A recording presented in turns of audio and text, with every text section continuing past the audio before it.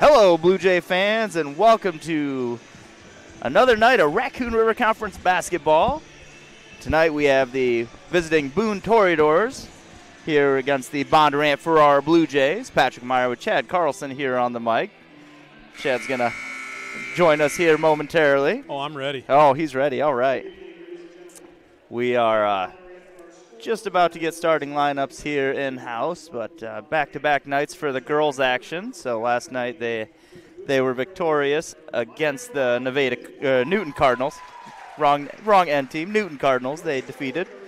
So girls should be ready to go as they got a whole game of practice yesterday. Yeah, and I think good opportunity to have some fresh legs and kind of shortened action for the starters last night. Kind of a nice luxury to have. Very much, yeah. Some of them were in the second half more than others, but none of the starters played a ton in the second half. So, as we get ready to do starting lineups in-house, we'll give you the starting lineup on air as well. Boone Toreadors are going to start number 2, Hannah Chestnut, a junior guard. Number 10, Natalie Danner, a junior guard. Number 14, Brenna Vogt, a junior forward. Number 23, Morgan Kathman, a junior guard. And number 32, Audrey Castle, senior guard. And for the Blue Jays, number 2, Mia Miller, senior guard. Number 3, Peyton Meyer, junior guard. Number 30, Tayana Keys, a junior guard. Number 41, Chesney Steenhook, sophomore forward. And number 55, Caitlin Lappy, a senior forward. Patrick, I want to commend you on saying Toreadors. I was told earlier today by former assistant principal and math teacher Chris Whalen, it is Toreadors, not Toreadors. And while she was a math teacher, she was also a bear for the English language. So Mrs. Whalen says Toreadors, you got it right. That's an A+ for you today. Well, there we go. I did something right. So that means I should be all good in case I mess up everything else. But the Toreadors it is. Boone coming in 1-4 overall, 0-2 in conference. The Blue Jays 3-2 overall, 2-2 in conference. Another monster game last night by Kate Lappy, another double-double, ho-hum for her. Again, going to see probably a little more double and triple team action in conference play. All right, we'll step away for the national anthem.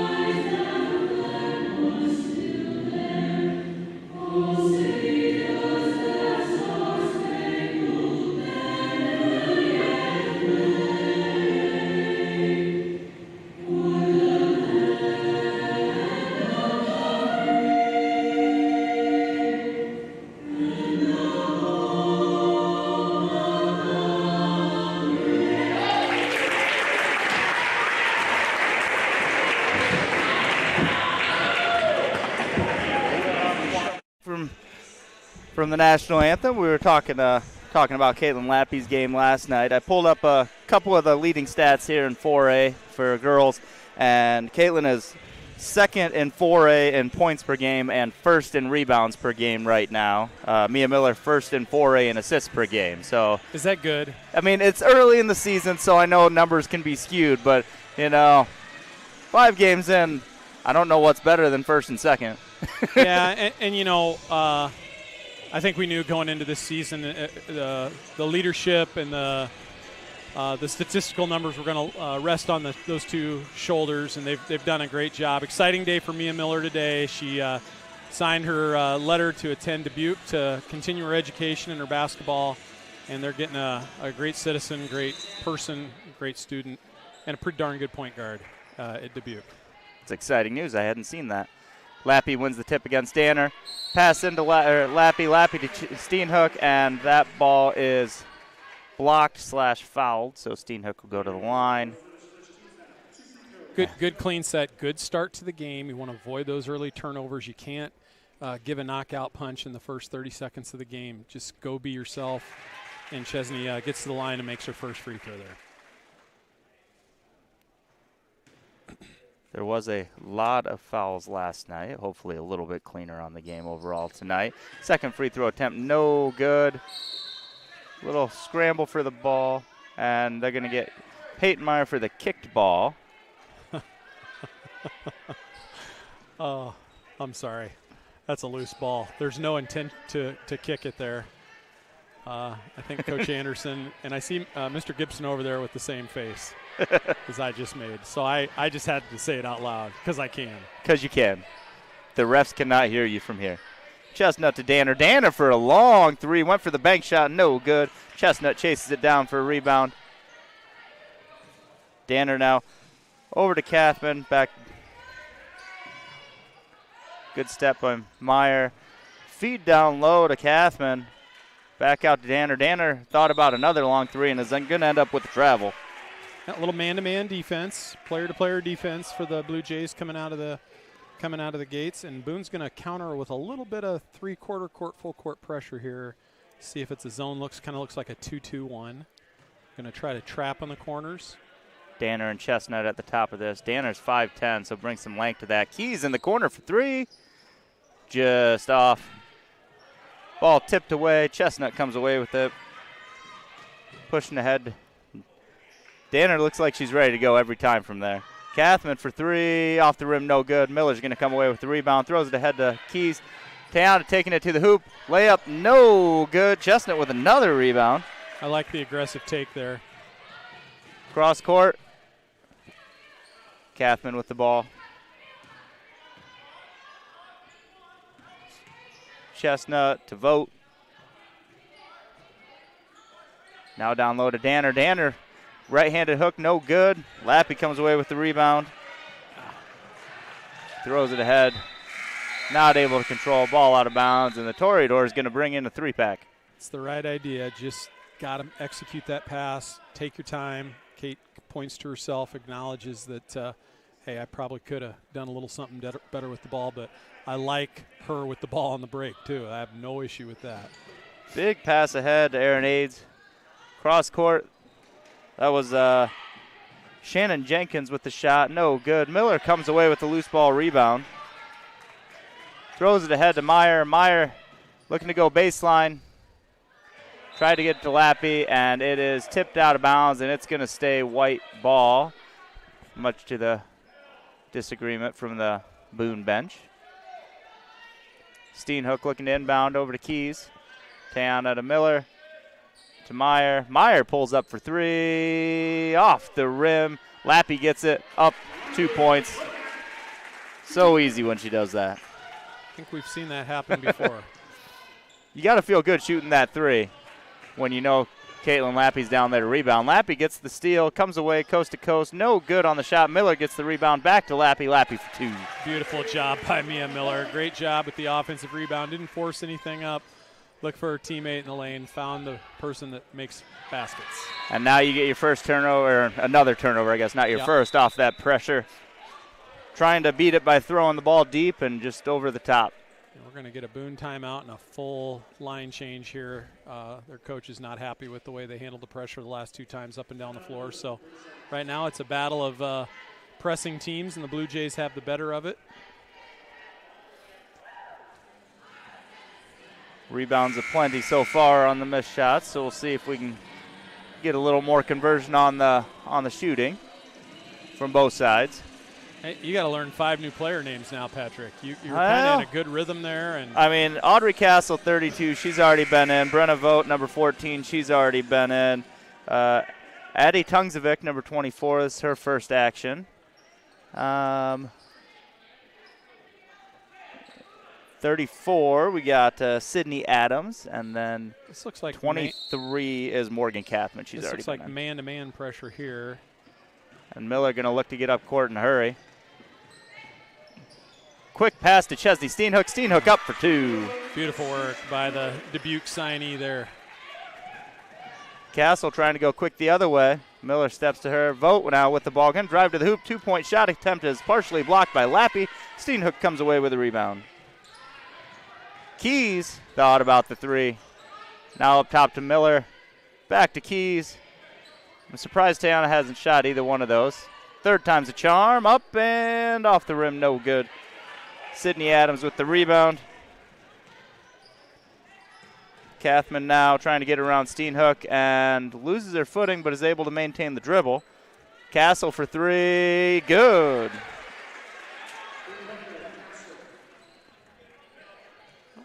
Miller with the long pass to Meyer. Oh. Back over to Miller. Kind of looked like Chesney was open, but she kind of had a lane, and Peyton just kind of wanted to play that cautiously. Yep. That's not a terrible move either. Meyer, big cross court to Miller. Miller for three. Off the rim, no good. Meyer's going to chase it down. Oh, throws it a little high. Hot and high maybe to Miller, out of bounds. And playing hockey here? Yep. Line change. We got 5 fresh ones. Mia, good open look from three. Maybe didn't catch the ball real clean and in rhythm. But we got a second chance shot at it and couldn't convert. Chestnut and Danner back in along with Aaron Aids. And then new to the court, Kelsey Mormon, number 22. Danner up for 2.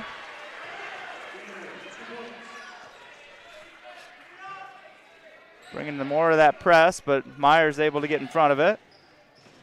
And she's going to get called for the carry.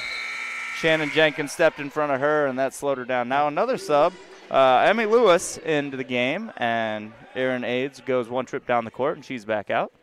Both teams successful with their press right now. Danner's a nice-looking athlete, lengthy, good off the bounce, and like you mentioned, another turnover. Chestnut had it ripped away by Lappy. Lappy pushes it ahead to Mia Miller for an easy layup. Lappy to Miller. It's kind of like Malone to Stockton instead of Stockton to Malone. Press ahead to Chestnut. Chestnut for 3. Good. Meyer now trying to go far to Keys. Keys to Steenhook. Steenhook layup. Good. That's one way to break the press. That's how you break the press is right. And now we have 5 more. Wow. You know, if he's going to keep subbing at this pace, I'm going to have to stop using their names. Just numbers will work. Now, the thing is, Boone's in the spirit of the season with their uniforms. It's a little hard to see those numbers. The Christmas tree numbers? Yeah, I think the rule coming up, at least in football here in a couple of years, is the color contrast has to be much more pronounced. I would be okay with some bigger numbers as well, and I'm not even that old. Rebecca Fuller checking in for the Blue Jays, as well as Hannah Green. Tiana now with the ball. Cross court to Mia Miller. Miller going to drive, kicks it out to Green. Green bringing it back out up top. Good job there by the Blue Jays. Feed down low to Lappy. Lappy with the layup. And that's why that's a good job, because there's nothing wrong with setting the offense, not forcing an early shot, because if you're patient and work, you're going to get Kate Lappy inside, and we haven't seen a double team yet on her. So right now the Toreadors have Castle, Adams, Tungzovic, Vogt with the layup. And Blue Jays pushed ahead. Fuller, layup attempt is good. Getting a little bit of a track meet here. I like our chances with Rebecca Fuller in a track meet. Castle for 3, off the rim, no good. 2 Toreadors run into each other, and Mia Miller comes away with the rebound.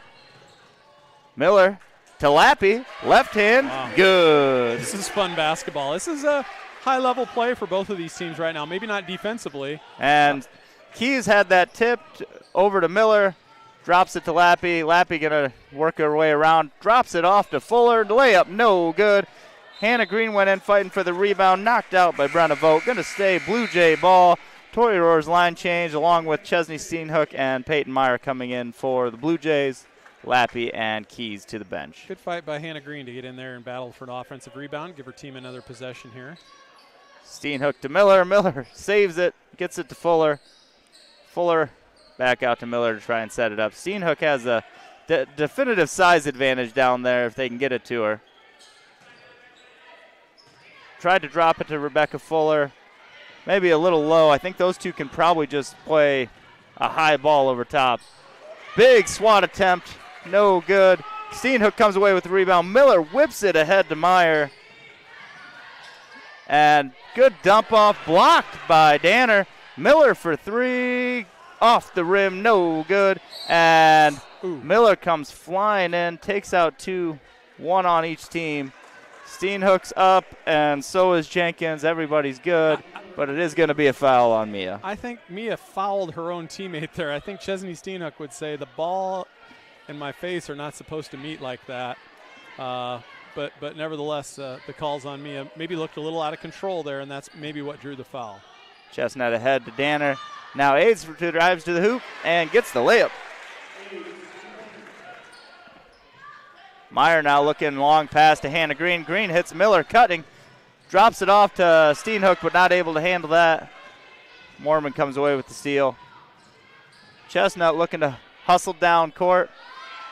Mormon for three, no good. Danner comes away with it.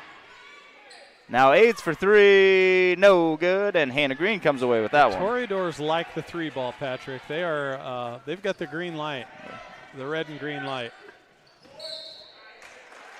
There's going to be a travel called on the Blue Jays. You say that, however, coming into this game, they're shooting 15.5% from the three-point line. Well, I didn't say they have a high success rate. Oh, okay. For sure they have the green light to let it rip, as we've seen here in the first quarter.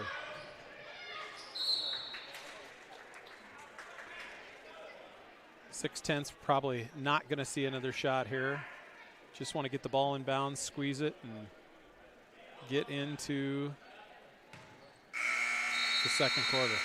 17-12, good start, fast-paced. Both teams getting up and down the floor. You know, looking at the Blue Jay field goals, I'm pretty sure all 8 field goals at this point have been layups. I don't think there's been a perimeter shot yet. You can correct me if I'm wrong. A perimeter shot or a perimeter bucket? There's been perimeter attempts. Okay. But not and successful shots. There's a free throw in there as well. Right. We got a free throw as well. Whereas Boone's got a couple of threes, some layups as well. But right now the Blue Jays are getting what they want inside the lane, and Coach Anderson sensed a little frustration from him there at the end of the quarter with a turnover off a press break. And I think he sees and realizes right now, hey, look, if we've got a 3-on-2, 2-on-1, an easy chance to score off the break, let's do it. But if not, the half-court offense with Lappy, with Steenhook, with Rebecca Fuller, we're getting pretty much whatever we want in the lane there. And work the ball, show some patience, and good things are going to happen. So. But a good start, 17-12, nothing to feel bad about. Haven't been terribly sloppy up to this point. You want to kind of keep full speed ahead of it right now. Back with the starters, too. I don't know about Boone's starters. Let's see. Vogt, Chestnut, Danner, Castle, and Kathman. So it is the starters for Boone as well. We'll see for how long. Miller comes away with the steal. Drops it off to Meyer, but good hustle by Hannah Chestnut to knock that ball away. It is going to stay Blue Jay ball. Steenhook into Lappy, over to Miller. Lappy over the top. Keys thought about it. Meyer now.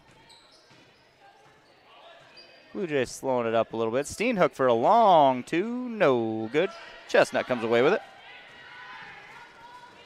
And Miller got a hand on that ball and tries to save it, but ends up stepping on the line. So it's going to be Toreador ball.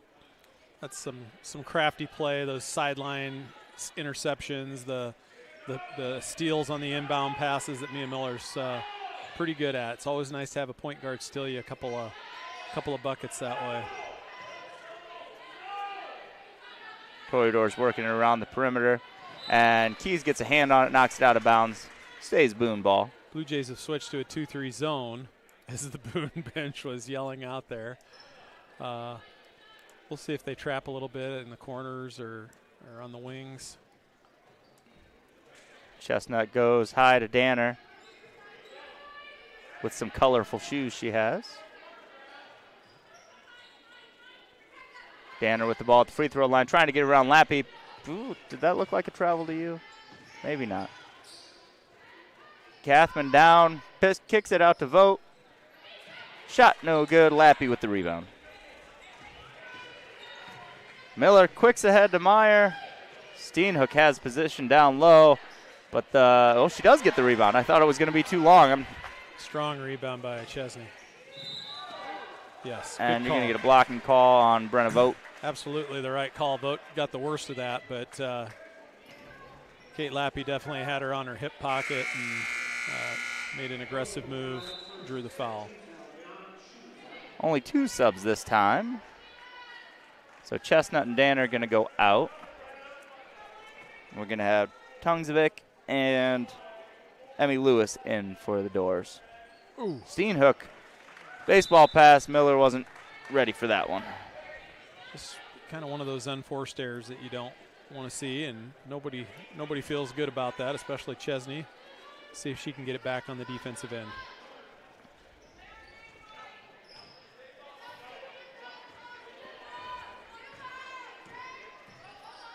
Kathman brings it up court for the doors. Over to Lewis. Long 3 for Lewis. No good. Lappy with the rebound and is going to be fouled on it. I think that's going to be on Vogt as well. Hey, we're sitting here with only 4 fouls between the two teams with 6 minutes to go in the half. A little cleaner ball game than last night. Steenhook, left-hand drive, and it's going to get called for the travel. Good defensive positioning by Emmy Lewis. Yep, she just kind of walled her off and made for a difficult release and turned into a travel.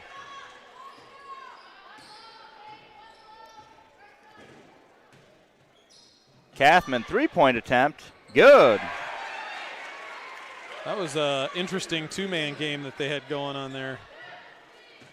Steenhook bringing it ahead. Drops it off to Lappy. The 2 post players running point. Mia Miller now back in familiar position. Lappy dumps it off to Steenhook. Steenhook, right hand, no good. Brenna Vogt with the rebound. Nice job by Chesney to get herself into position to get a little bit better shot and couldn't convert. She's frustrated right now. She's got to stick with it. Rebecca Fuller coming in for the Bluejays. For Chesney, and a line change for the doors. Chestnut and Danner back in, as well as Aids and Jenkins and Mormon. Rebecca Fuller, 3 seconds in the lane, I believe is the call there.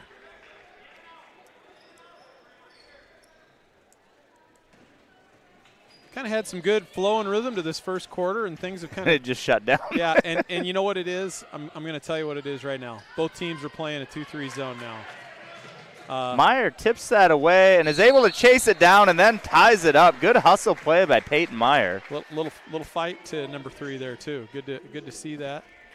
See if they can convert and find a little something in their offense against this zone. Tiana Keys inbound. Miller with the ball, back to Keys. Lappy does a great job looking for the pass. Up and count it. Tough play.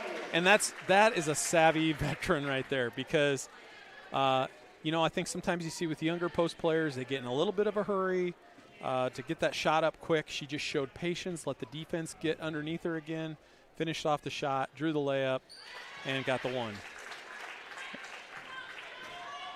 Gets the extra there. That is a high pass. That's a lot. That was up above our eye level. Chestnut, pump fake, shot, no good. Gets her own rebound. And cross court gets it back out. Hannah Chestnut likes the 3-point shot like Joey Chestnut likes hot dogs. Jenkins pass into Meyer's hand. Tiana Keys comes away with it, feeds Lappy. Lappy right hand up and blocked by Danner. Nice job by Danner. Just kind of holding her position, walling off, showing her length. Chestnut now waiting for Mormon to get in position, but has it tipped away. Miller gonna pull it back out. Chestnut's able to tie it up.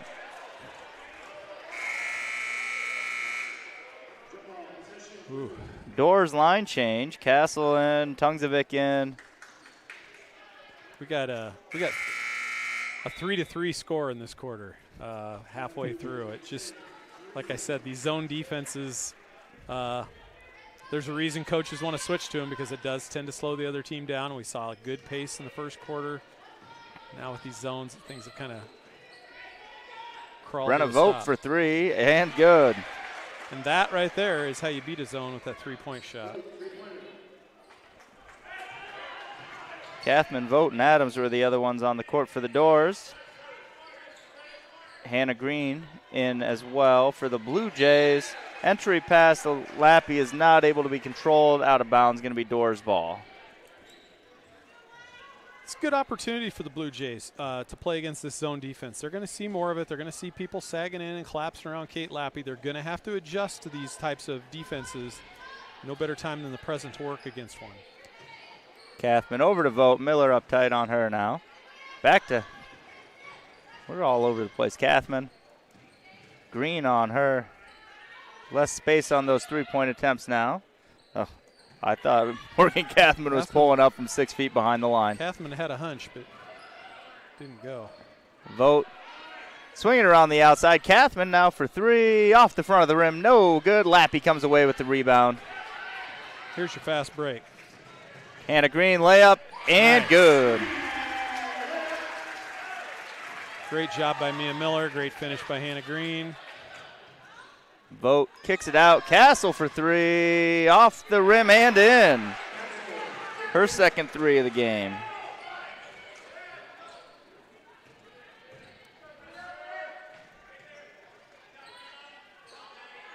Keys to Miller. Over to Green. Tried to feed Fuller at the top of the line and has a turnover, and then they're going to get Rebecca Fuller with the foul. One way to beat a 2-3 zone is to get the ball into the hands of the high post. Let that high post touch the ball.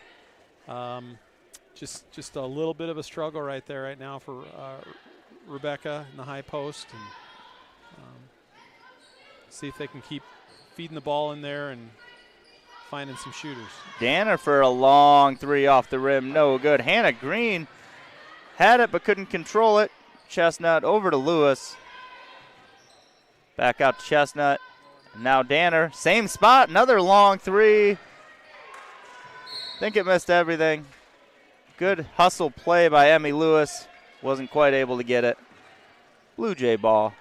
Danner shooting some bombs out there. Again, the green light. A little pressure. Lappy gets it to Green. Back to Miller. Using Green as a screen. Whether she intended to be the screen or not, I'm not sure. But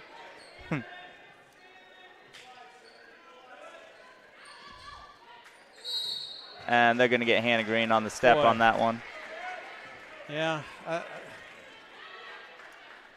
think she was already into that first step before she caught the ball. I thought the right foot might have stayed, but Danner with the ball. Yeah, I don't think that was a travel. Shot up, no good. Lappy comes away with the rebound.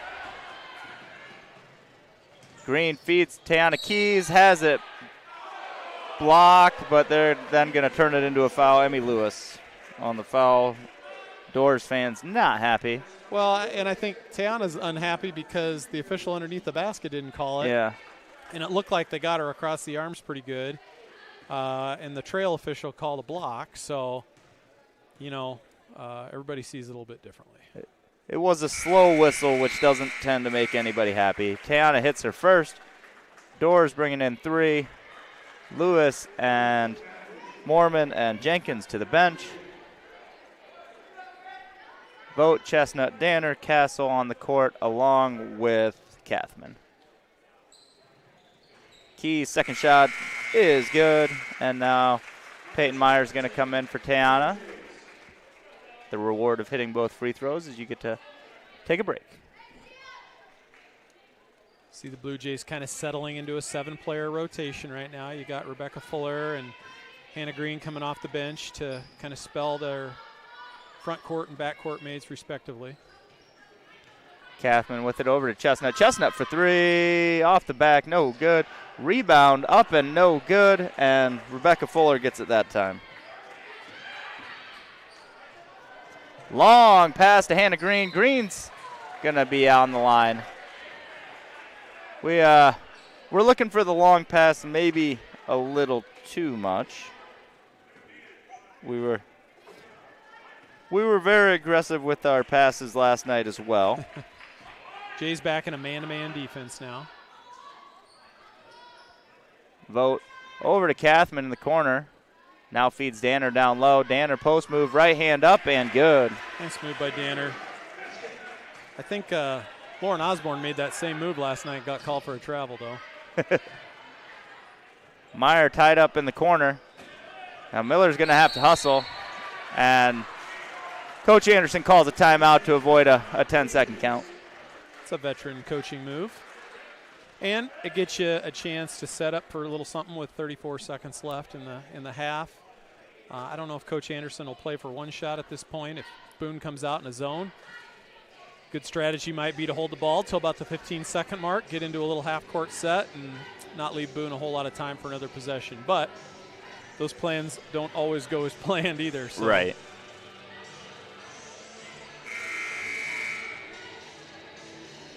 Lead is down to 1, but Boone has trailed the entire game. They haven't had a lead. They've outscored the Blue Jays here in the second quarter, but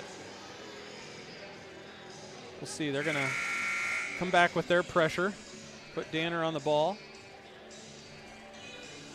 Actually, they're going to double team Miller, which is a pretty good move. Makes sense.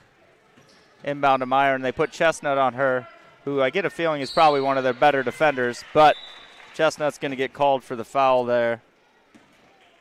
Her first. Team 6, so that was their last foul to give. Lappy into Miller now at under 30 seconds. Back in the zone. Looks like maybe we're looking for a one shot. Just going to play catch a little bit. Fuller thought about trying to feed Lappy, swings it back out. No. And they're going to get Lappy for 3 seconds in the lane.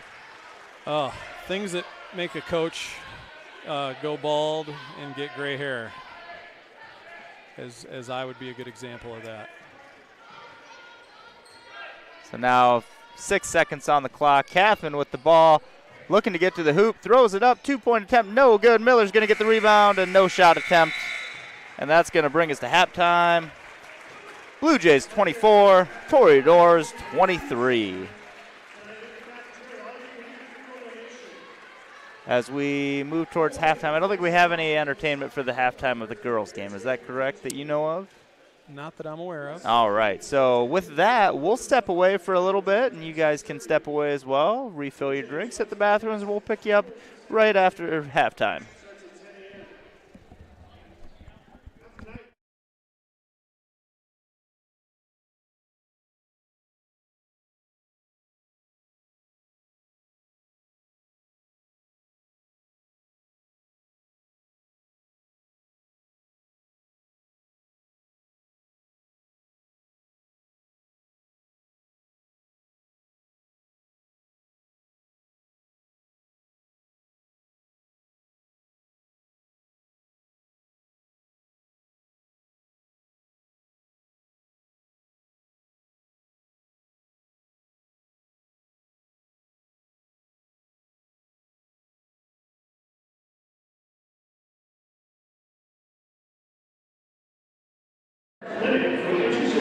Grades 6 to 11, but learn some basic technique and a routine that you will see tonight. Please welcome the 2021 Bluejays Pride Color Guard Clinic members.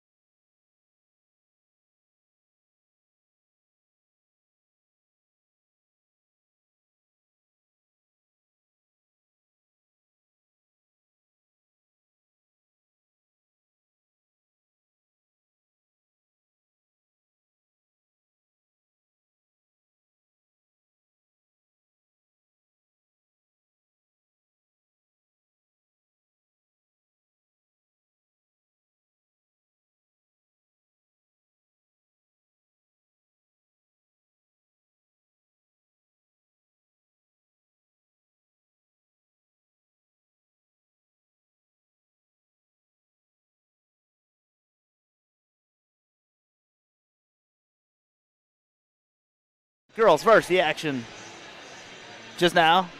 Welcome back, Blue Jay fans, to the second half of the girls varsity action. It's like deja vu. I sometimes repeat myself. Whether you hear it or not, it's another story. Blue Jays ahead 24-23 going into the second half. Reminder, this is the first half of the doubleheader between the girls varsity and then boys varsity for the Blue Jays and the Toreadors. First half scoring leader for the Blue Jays, 11 for Caitlin Lappy. And for the Toreadors, number 6 points for Audrey Castle. Miller going down court, throws it up, and gets the roll. Nice bucket and a big bucket coming out of the gates. Needed that layup, get the confidence going, find a way to get some points back in the paint after a successful first quarter. Has struggled to do that in the second quarter. Danner from way downtown again. No good, and rebound pulled away. Brenna Vogt got that one. Kicks it out to Chestnut, and going to get 3 seconds in the violation. He loves that 3 second in the violation. I don't think I've seen anybody call that yet this year, and he's all over it. That's a fun call to make. You put your 3 fingers out. Right? You know, the kids do that when they make 3-pointers. Right. So a ref gets to do that on 3 second call. Makes them feel hip. Meyer ahead to Keys. Keys tries to jump it off to Steenhook, but Kathman got a finger on there. Going to stay Blue Jay ball. Inbounding from the side.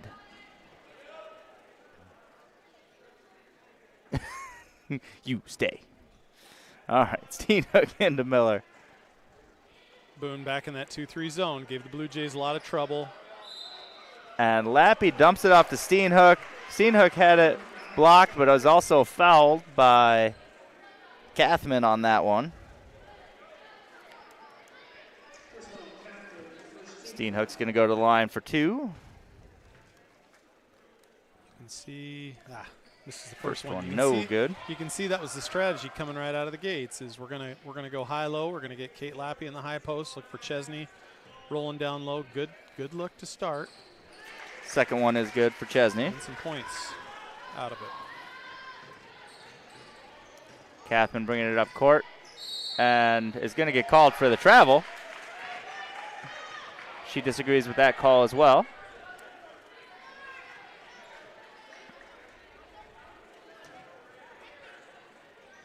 Lappy now inbounds to Miller. Miller to Steenhook. To Meyer. Breaking the press. And now we're ready to set up the offense. Miller with it at the top. Steenhook, free throw line. No love on the bounce. Kathman comes away with the rebound. That's a good shot. That's a shot Chesney can make. Kathman to Castle. Tiana went looking for it. Ball over to Danner, but it's blocked by Chesney Steenhook. Miller behind the back, kicks it out to Peyton Meyer. Meyer for 3, off the rim, no good. Key's going to get the rebound and is going to get called for the travel. I'm not sure those two the two calls on our end make sense between the two of them. I would have thought that was more of a foul than the one on Chesney, but Patrick, we're just a couple of guys hooked up to a mic. I'm doing everything from a distance here. Danner has it knocked away. Miller dribbles it to the ground. Kicks it over to Lappy. Lappy's going to go all the way to the hoop. Up and under, layup, and good. Just when you think you cut off her pass, she makes a little adjustment. Great job. Use the left hand as well. And timeout, Boone. Full timeout. Probably not what he was hoping to do 2 minutes into the second half. No, good job out of the gates. We've seen the adjustment. You know, Boone made the first move with the switch to the 2-3 zone, and it caused some trouble for the Blue Jays there in the second quarter. Had a hard time getting those shots in the paint that they got so easily in the first quarter. And then coming out of the half here, you can see a very concerted effort from Coach Anderson and his team to get the ball inside, use that length that Kate Lappy and Chesney Steenhook have. We've seen Chesney with some good touches, a good shot from the perimeter that didn't go down, and then Kate with a nice reversal using her left hand on the layup off the break. So far so good. Mia Miller being disruptive, getting a couple of steals, leading the break. More of that will lead to good results, and just got a little stagnant there in the second quarter, Patrick. Well, one thing to keep an eye on is Natalie Danner and Brenna Vogt both have 2 fouls apiece, and they're your primary height for the Toreadors and your main weapons against the Lappy-Steenhook combo down low. So if you can get a couple quick fouls on them again in this half, you really give yourself a great option to run your offense. Aids over to Moorman. Chestnut kicks it out. Everybody looks like they're ready for a 3, but Danner pulls. Not Lewis. That was Moorman came away with the rebound. Missed the shot. Lappy comes away with it. Steenhook layup is good.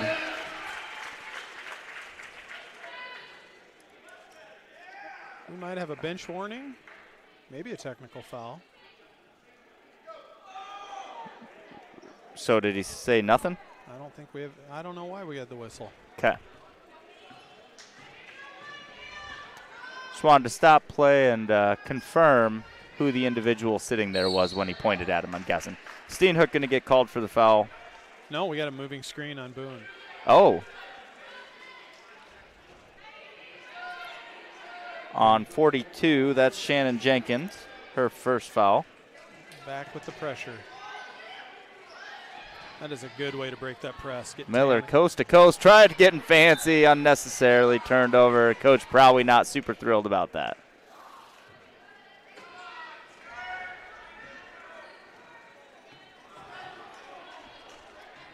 I'm not saying a word.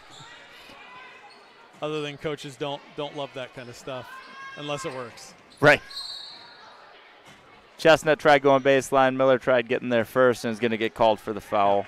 Her second. Yep. Danner going to inbound for the Doors.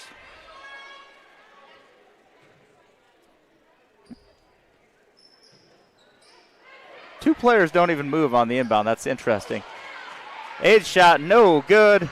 And Steenhook throws it ahead to Meyer, but ends up on her back shoulder, and now line change.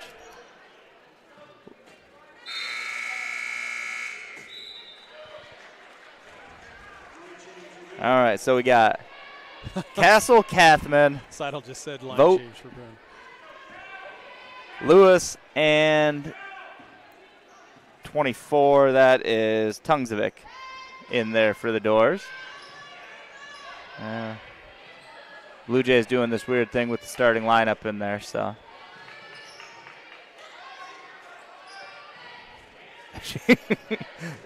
I just feel like every single Toreador player is ready to shoot that one from 4 feet behind the line. Yeah, they are. They get in that triple threat position. They make themselves look like a threat, make the defense come out and guard you. It's fundamentally sound basketball. Right.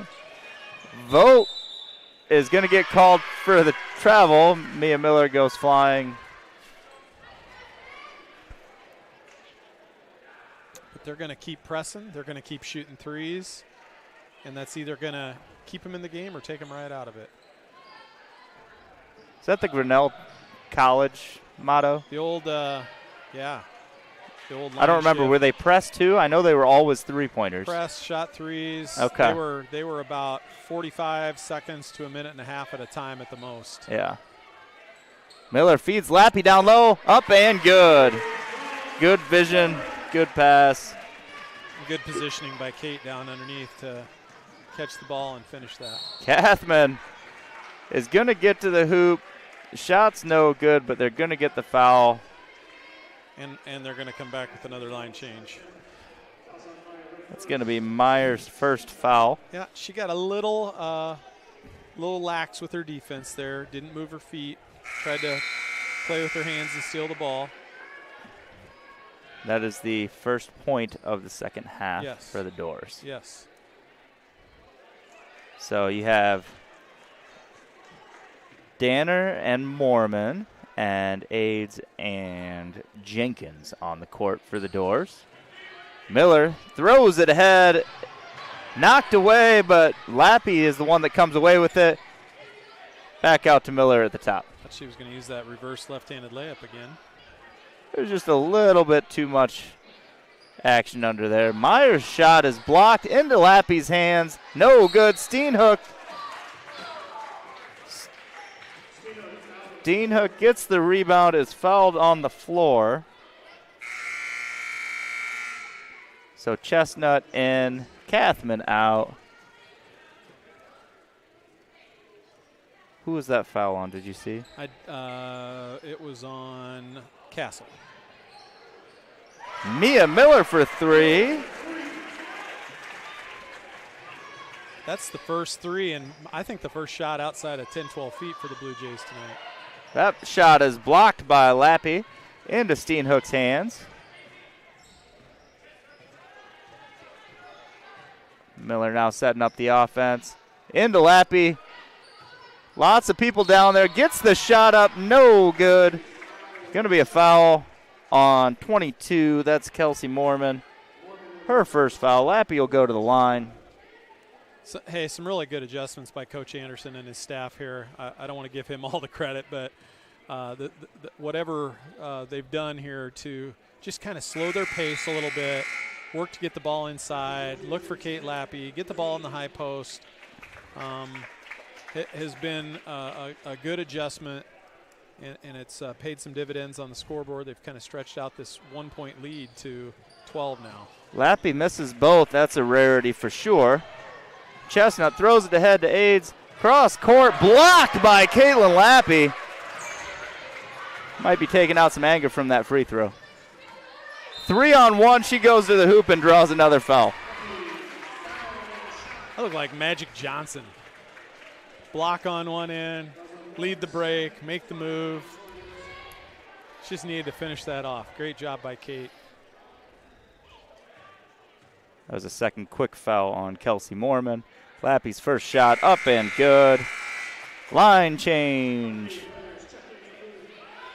Castle, vote. Kathman, Tungzovic, and Lappy's second attempt is also good. She was not going to miss 2 in a row again. Emmy Lewis, the other Doors player that came in. Rebecca Fuller now checking in for the Blue Jays. Chesney Steenhook coming out. Nice 5-minute stretch of playing time for Chesney. A little frustrated in the first half. Came right back and battled back. Made some great plays. Kathman to vote. Tungzovic. Lewis coming around. Miller on her. Looking to use that screen. Tries to feed it down low. Lots of Blue Jays in the way. Lappy comes away with it. Miller going to slow it down a little bit now with just Kathman on the press. Lappy at the free throw line. Kicks it out to Peyton Meyer. Meyer for 3 is going to be off.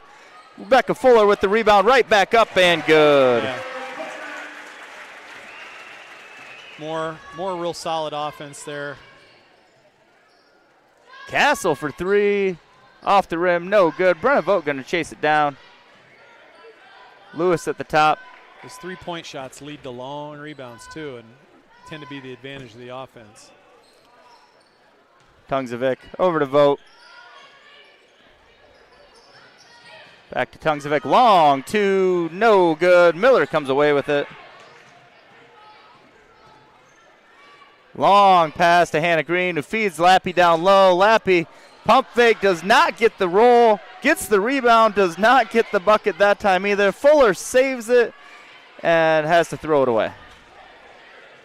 Kate frustrated, looking a little tired right now. I think they're going to come for her with Chesney as a sub. 3-point attempt, no good, but Brenna Vogt gets the rebound, put back. And Boone's going to take a timeout. Yeah, first bucket of the half for Boone. So we had a 24-23 halftime margin, and it's gone from 1-point lead to a 14-point lead. Again, Kate Lappy, Chesney Steenhook doing a lot of work in there. But it's really been a team effort. Defensively, solid man-to-man defense, making Boone work for everything they get on that end. And then everybody getting touches in the half-court offense with the goal of getting the ball inside. And even the 3-point shot missed by Peyton Meyer. Great pass out, kick out by Kate Lappy. That inside-out action is the best place to get a 3-point shot. She shot it in rhythm. She didn't make the shot, but Rebecca Fuller was there in rebounding position, finished the shot off. So that's really good offense and good to see for the Blue Jays after they really struggle with that zone in the second quarter. I think I've said that a few times now. You have. That's all right. You're here for the basketball knowledge, right? We got a theme. Miller throws it ahead. Steenhook chases it down and has it go off her foot. She's frustrated about that, but there was a defender there as well. It's not like it was just I'm playing soccer. Catherine bringing it up court for the Doors. Hits the three-point attempt. No good. Fuller rips it down the rebound and is going to draw a foul on Brenna Vogt. Which is going to be her third foul. It'll be free throw time the next time the Blue Jays draw a foul. Meyer with the ball. Decides to just push ahead. 3-on-1 break. And good job tracking that one down by Audrey Castle. That's where I like to see a jump stop, right at about the free throw line. Let the defense go by. You either got a shot, you maybe have a layup, or you run some offense. I say you probably get fouled on that one as close as everyone was behind her. If she jumps, somebody's going to just try to tackle her. Fuller goes to the hoop. Little high, no good, and they're going to get Steenhook on the effective box-in. Yeah, Chesney might have had a little contact there, but that Toreador about went through the mat. I'm not sure it was quite that pronounced. It might have been a sail job. Who knows? I'm pretty sure Chesney can push around a lot of people too, so maybe not. Vogt with the ball. Out to Danner. To Chestnut. Castle. Vogt. Into Chestnut, but that pass is picked off by Mia Miller. Behind the back dribble. No look pass to Hannah Green. 5 seconds. Fuller. Near the end. Going to get rebounded by Brenna Vogt. They just kind of dropped the ball, and Mia almost got a shot off in time. Seems like a good time to go ahead and thank our sponsor for these broadcasts, Bird's Nest. Bird's Nest located directly across from Anderson Elementary and a great partner of everything Bondurant, athletics, youth, students, high schoolers, employees, everything. So we want to thank them, as always, for their great support of this Blue Jay Digital broadcast, allowing these students to put together this fantastic product, and you guys able to sit at home and watch it from where you want to be. Everything about it is good, Patrick, except maybe the two guys with the microphone. You know, that's very true, but they've failed at firing volunteers so far. Right. We're not getting paid? I'm not. Oh, I thought. Did you negotiate a better deal than me? That's news to me. Hadn't seen a check yet, so I was kind of wondering, but no. Hey, this is fun. What better thing to do in Iowa on a winter night? Not a terribly cold winter night, than to watch high school athletes pursuing their passions and doing their best to give great effort towards the attempt at victory. Blue Jay ball coming into the fourth quarter. Fuller, Steenhook, Lappy, Keys, and Miller on the court for the Blue Jays. Cross court. Blue Jays, a lot of cross court passes. Keys goes up and is going to be fouled. So she will go to the line. That foul is going to be on Brenna Vogt. That'll be her fourth. On the court for the Doors, Danner, Chestnut, Vogt, Kathman, and Castle. Keys will go to the line. First shot up and good. Third point of the game for Tiana.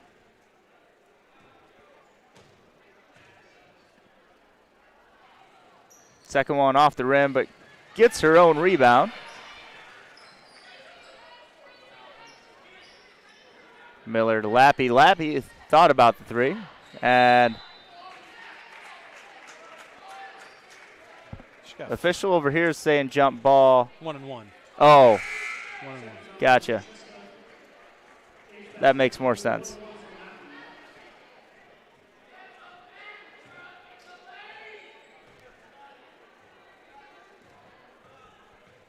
Did they call that one on vote? First shot is good. Chestnut. On Chestnut, okay. Yep. This is where you can really extend that lead at the free throw line. And that's where all that extra work you put in definitely pays off, because there's no defender here. It's just whether you have the shot or not. So 19 points for Caitlin Lappy. Emmy Lewis with the ball over to Castle. Looking to feed Kathman, and they're going to get Miller on the push. Yeah, just kind of stuck out that left hip and knocked her off balance. That's the third foul for Mia.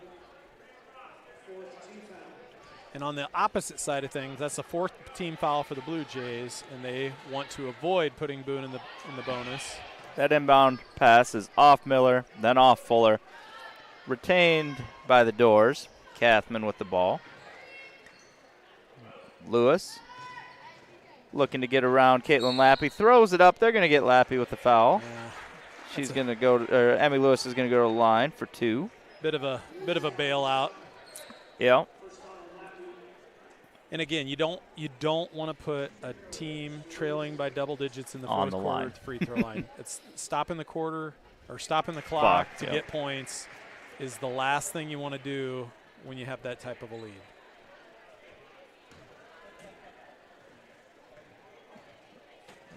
So Lewis' second shot is also good. She hits them both. Fuller with the ball. Back out to Lappy. Keys is letting everybody know she's open under the hoop. But Lappy at the free throw line. Shot up and good. So good. It's almost like she was just practicing that free throw a second ago. Yeah. Kathman drops it off to Lewis. Lewis going to pull from way downtown off the rim. Chestnut, great hustle to get that ball. Is able to save it to Danner. Danner feeds Kathman underneath. Lost the ball, didn't get called for the double, and gets the bucket.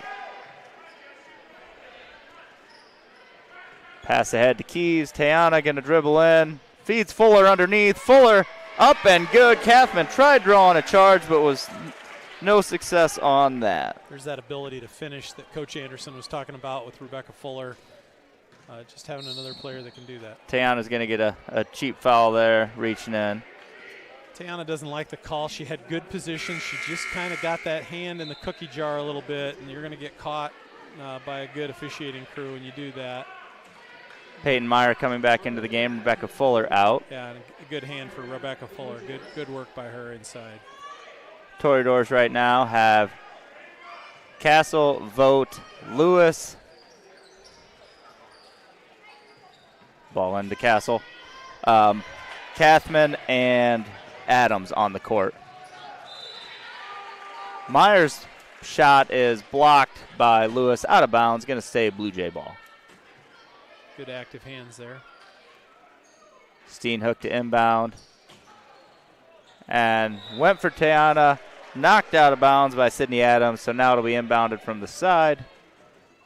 5:56 remaining in the fourth quarter here of the doubleheader. Steenhook out to Miller. Adams on her. Miller cross court to Meyer. Meyer a little high to Steenhook. Steenhook's able to rip it back into her possession. High pass to Miller. We're just getting a little excited on these passes. Miller pulls up for 2. No good. Castle with the rebound. Brenna Vogt in the corner, and she's going to get called for the travel as she turned around, and she's tying her shoe. She reached down for her ankle like something was wrong, but it was just a shoe tie. So Blue Jays are going to take a full timeout here. I like the timeout there. Team's looking a little fatigued, a little tired. Get them reset for the last 5-6 minutes of the game.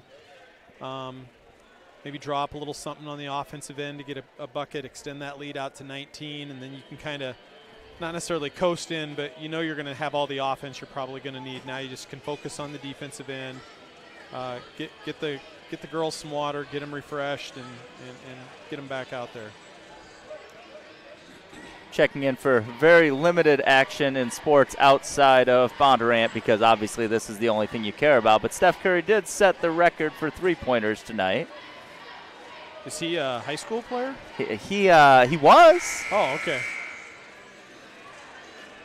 Like, how many did he make? Like, well, it was 4? 2. It was a career record. Oh, okay.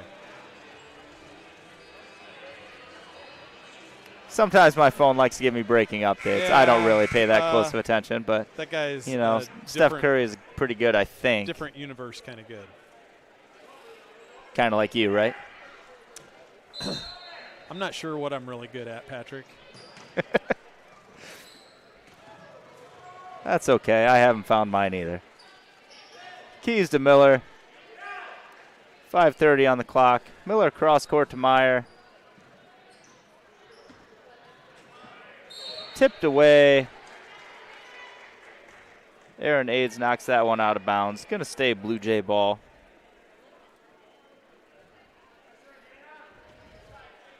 Keep wanting to say Emily Aids, but that was her sister who graduated last year. Lappy, quick pass to Steenhook. Shot no good. Good offense. Danner comes away with the rebound. Pushes ahead to Aids. Got a little too far under, and Steenhook's going to rip that ball away. And now Chestnut's all up on her, and she's going to get called for the foul.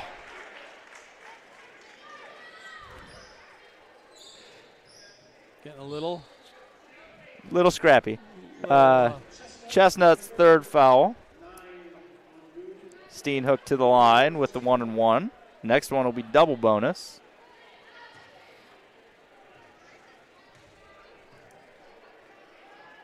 Shot up and good from Chesney. Coach's favorite when you hit the front end of the 1-and-1, though. I love that. Then you can breathe a little bit. Second shot attempt up and good as well. That's 10 points for Chesney.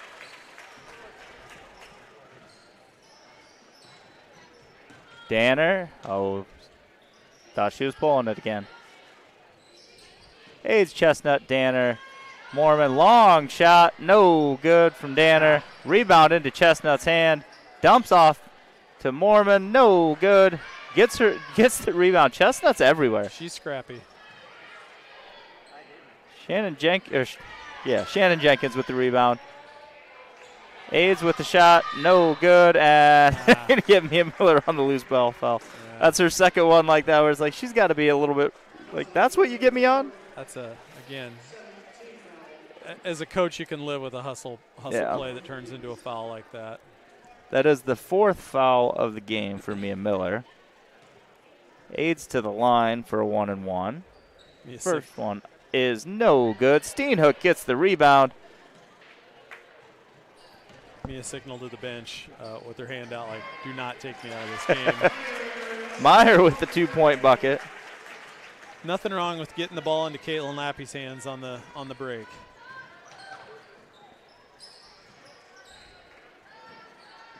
Jenkins almost had it tipped away by Tiana. Shot up, no good, into Miller's hands.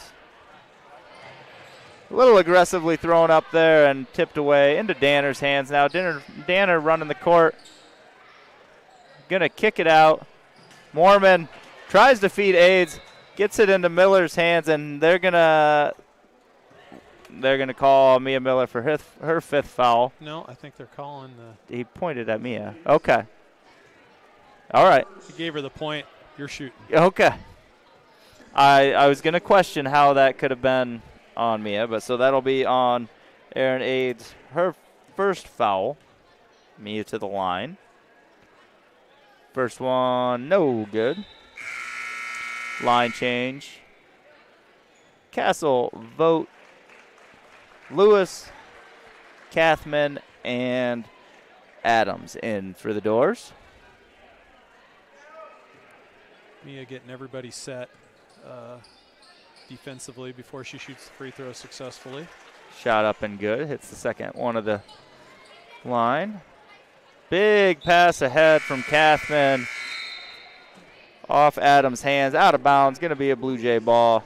Peyton Meyer coming out for the Blue Jays. Rebecca Fuller in.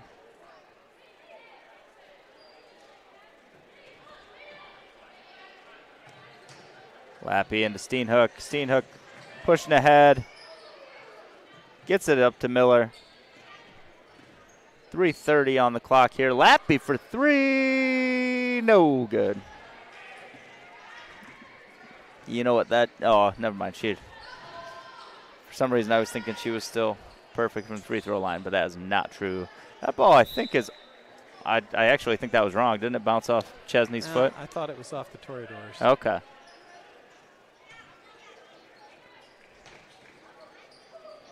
Miller with the ball, cross court to Tayana, who's taken out by Castle. Tayana's up, ready to go shoot some free throws. Castle's first foul.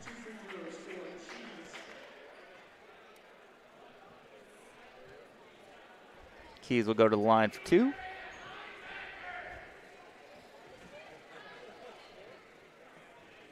Official has a couple words for her, apparently. First shot up off the front of the rim, no good.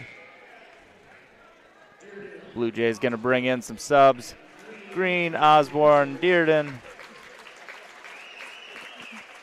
onto the court, and Abby Neville looking to check in for Tayana after this made free throw. Ooh, jinxed it.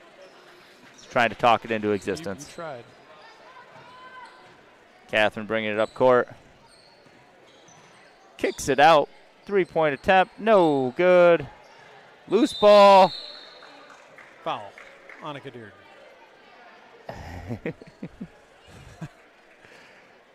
It's almost like they just call it as soon as she steps on the court. She finds contact. She does not shy away from contact. Listen, if it's a loose ball, she thinks it's hers. It's a fair plan. Yeah. Neville into the game for the Blue Jays. Lewis first shot up and good for the Doors. Lewis gonna. Somebody wanted to. All five girls tried to check in, but Lewis has to shoot her second free throw attempt. Mormon, Danner, Aids, Chestnut onto the court. Second one is good for Emmy Lewis, and her reward is the bench. Shannon Jenkins coming back in. Boone's going to stay in that pressure look. Osborne into Dearden. Pushes ahead to Fuller. Fuller feeds Green, but a little too far underneath. Is able to get it back to Fuller. Fuller shot up, no good. And Osborne and Chestnut are going to tie up jump ball. Possession Doors. Boone's going to continue to press. This is going to be a long 3 minutes.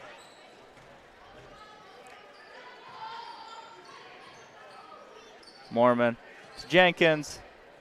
Aids. Underneath, Danner, turnaround, two-point attempt, no good. Fuller comes away with the rebound. Gets into Abby Neville's hands, and she's got three girls in her face. Fuller now cross court, back over to Neville. Dearden was able to save it, but no one was there to get it. Danner comes away with it now. Jenkins, quick pass to Aids. Danner now at the top. Long three is good. She finally found one.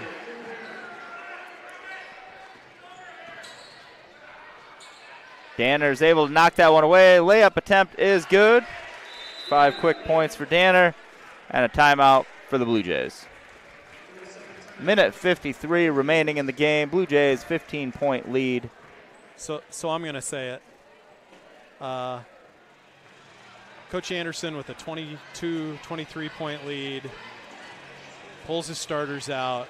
But you keep pressing. You put your starters back in? Yeah. And look, the Boone girls have to play. They have to get their team to play the way they want to play. But at some point, and maybe they'll call off the press here, I don't know. But if they don't, you put your starters back 10, in? You know, you can't really blame Coach Anderson for doing that. And it just ends up being kind of a embarrassing situation for the kids who are on the floor. Yeah. And yeah, they're going to keep coming with their press with 5 girls that have played most of the game. So a bit of a head scratcher for me as an old coach. But what do I know? Hannah Green with the ball to Dearden. And she's going to get called for travel. Green, Fuller, Osborne, Neville, and Dearden on the court for the Blue Jays. Kathman, Castle, Vogt, Lewis, and Adams on the court for the Doors. Kathman looking to inbound it. Got real close to the 5 count. Was able to get to Castle. Adams now. Lewis.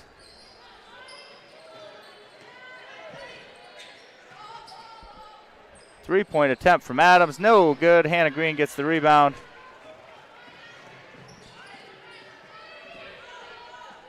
Over to Neville. Boone stays in their 2-3 zone.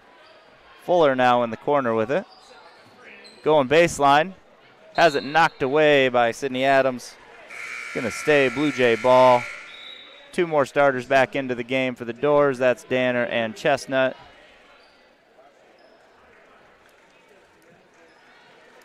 Castle and Adams out for Boone. Dearden to inbound. Gets it to Green. Fuller now at the free throw line.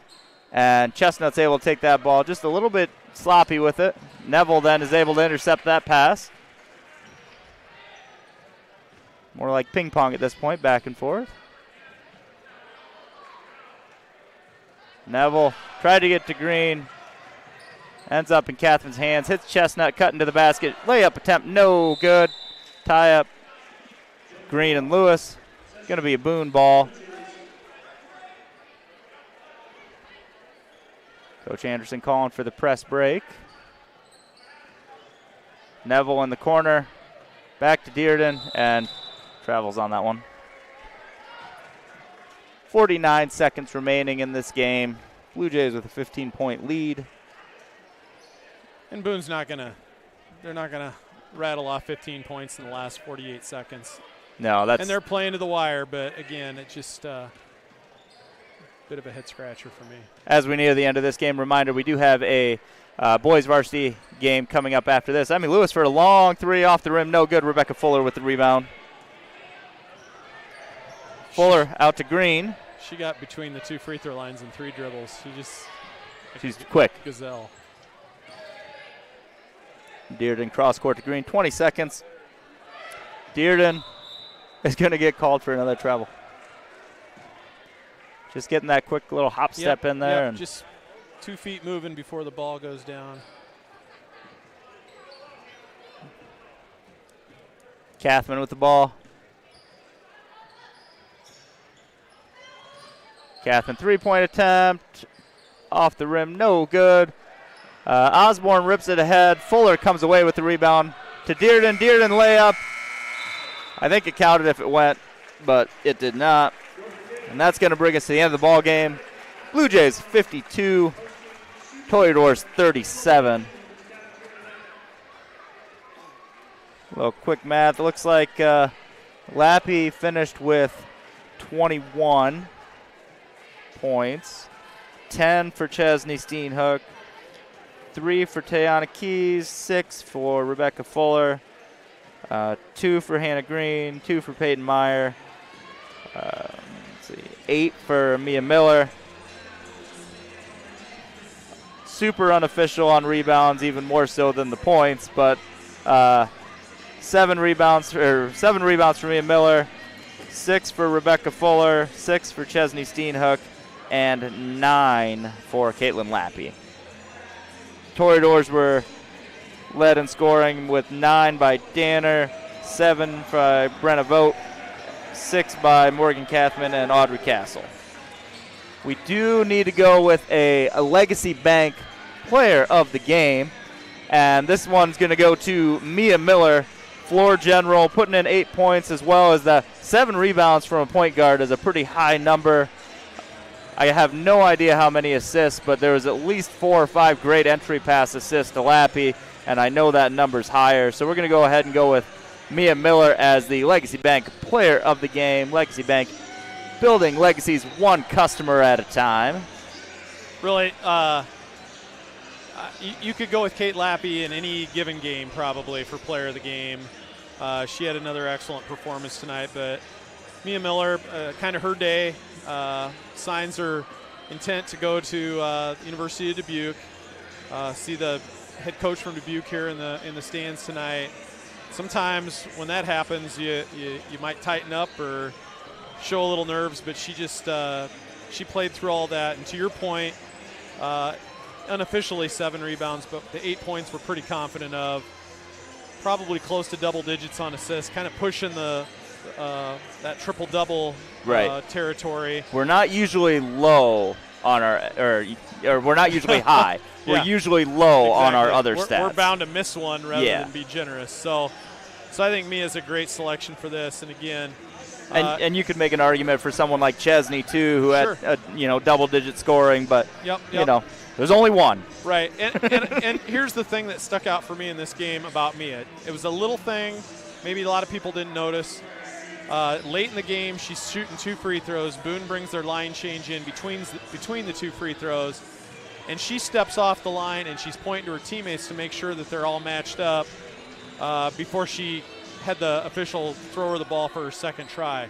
That's just good leadership. Right. That's court awareness. That's just being a good senior. And it's just one of those little things that maybe goes unknown and prevented a layup to a wide open player because they didn't have somebody guarding them. So those are the things that I love to see as a coach and former coach. Good leadership. Retired coach is that leadership and those little things that make a difference that most people don't notice. Well, that's going to bring us to the end of the action for the girls varsity game. There's about 12 minutes until the boys game kicks off, so we'll step away for a little bit, and then we'll hit starting lineups for that.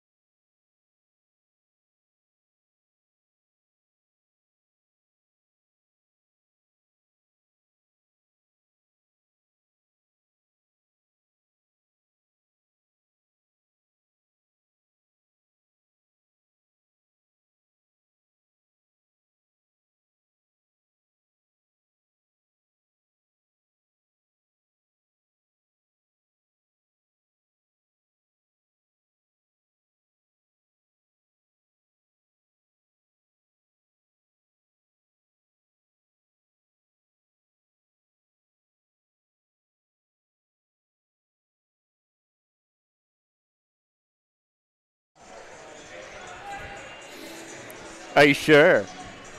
Welcome back, Blue Jay fans, to this nightcap of the doubleheader or tripleheader, depending on how long you've been watching.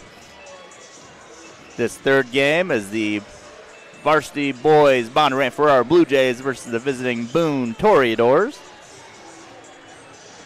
If you're just tuning in, you missed a Blue Jay victory in girls varsity action just before this, led by Caitlin Lappy, Chesney Steenhook, and the Legacy Bank player of the game, Mia Miller.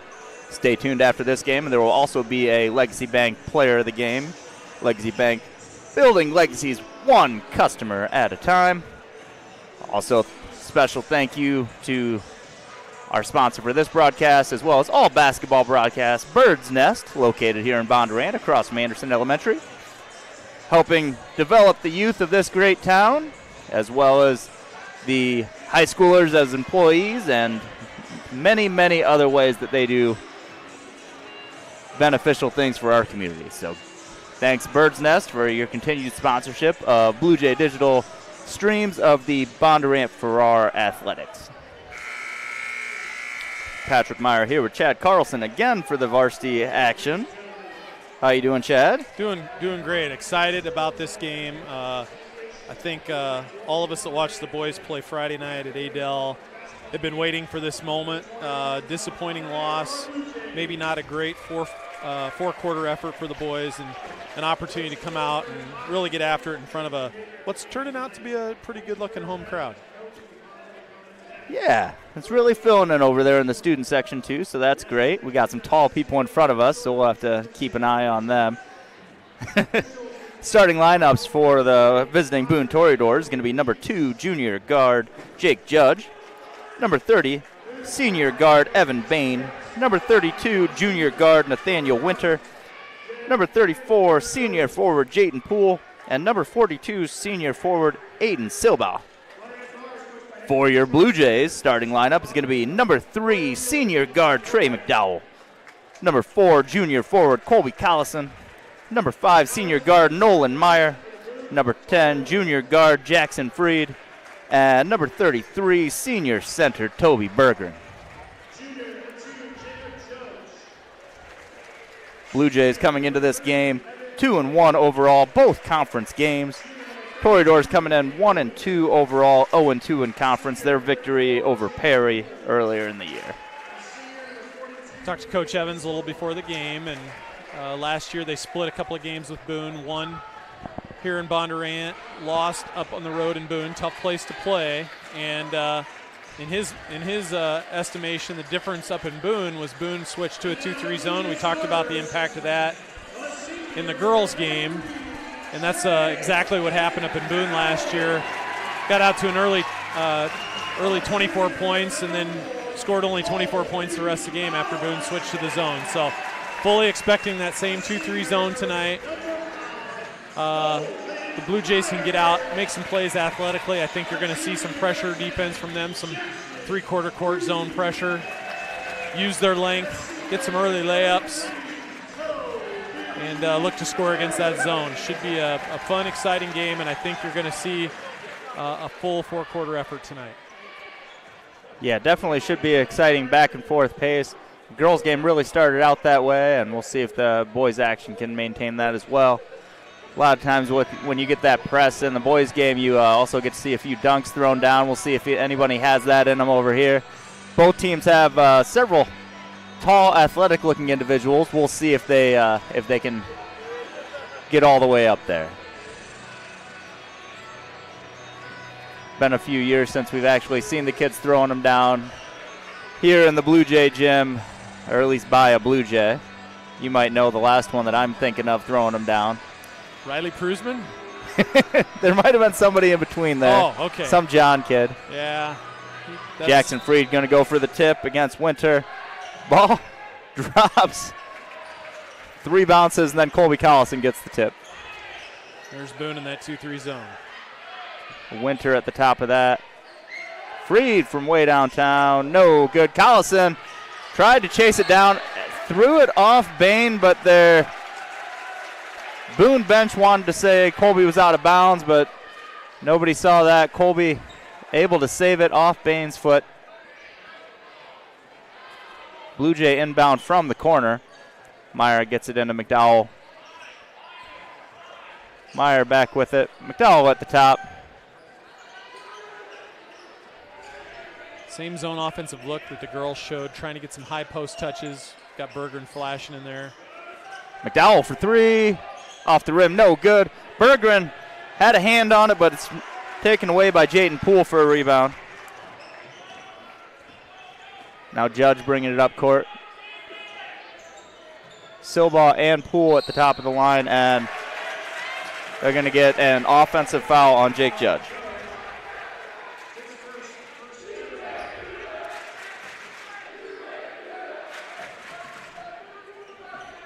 So 45 seconds in, first foul of the game. Yeah, he did not like the pressure Trey McDowell was applying. Just threw a little shoulder into him. Good job by Trey with the pressure. Collison down low, spins, shot up, no good. And rebound by Silva. Colby just lost his handle on the ball going up there.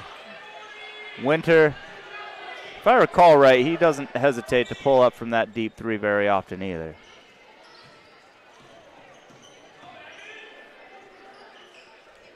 Bain with the ball.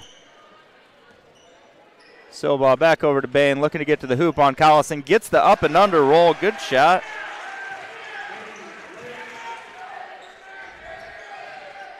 Not quite as deep on the press as the girls' game was. McDowell to Meyer. Berggren in the corner. Oop. Little hot on the pass. McDowell's able to keep it in. Really playing off of Nolan Meyer. He might have to prove himself out there on the perimeter. Collison's shot, no good, goes down. Bain with the rebound. Silva for three, and it's good. A lot of contact down there on both the Collison shots and not getting the calls down theirs. Blue Jays do like the three-point shot. If they're going to play that zone like that, you might have to take advantage of it. Myers decides to pull up. Three-point attempt, in and out. Ball's going to be out of bounds off Jackson Freed. Boone ball. Yep, and no problem at all with him pulling the trigger on that. Right. He's going to have to knock that shot down if they're not going to guard him. And nobody from Boone came to get the ball, so the official just set it on the ground and started the 5 count. There's that pressure look. Winter with the ball. Cross court to Bain. Bain for a deep three. Going to be short. McDowell with the rebound. Ahead to Meyer. Meyer to Collison. Back out to Meyer. They got Collison double team. Meyer throws it up. 2-point attempt. Good. Nice job by Nolan with the runner. Yeah, Meyer's going to have to make him be honest on that defense. Otherwise, they're just collapsing down, double teaming Collison. And Silva thought when he let go of it, it was going to be a backcourt, but it stayed on the right side. Yeah, Bain with the ball. Look a little shaky against that press, so you got to think we're going to see a turnover or two, or just the getting them hurried up a little bit. Judge now at the top. Over to Winter.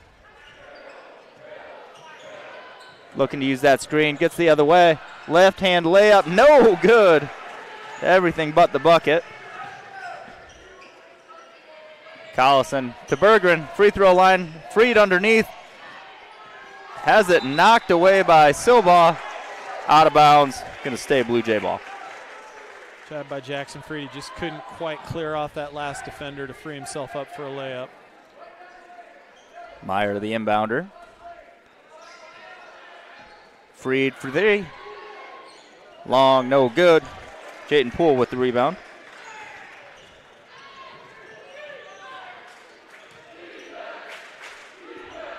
Bain now. Over to Silva, back to Bain. Bain for a three-point again. Off the rim, no good. Freed gets the rebound.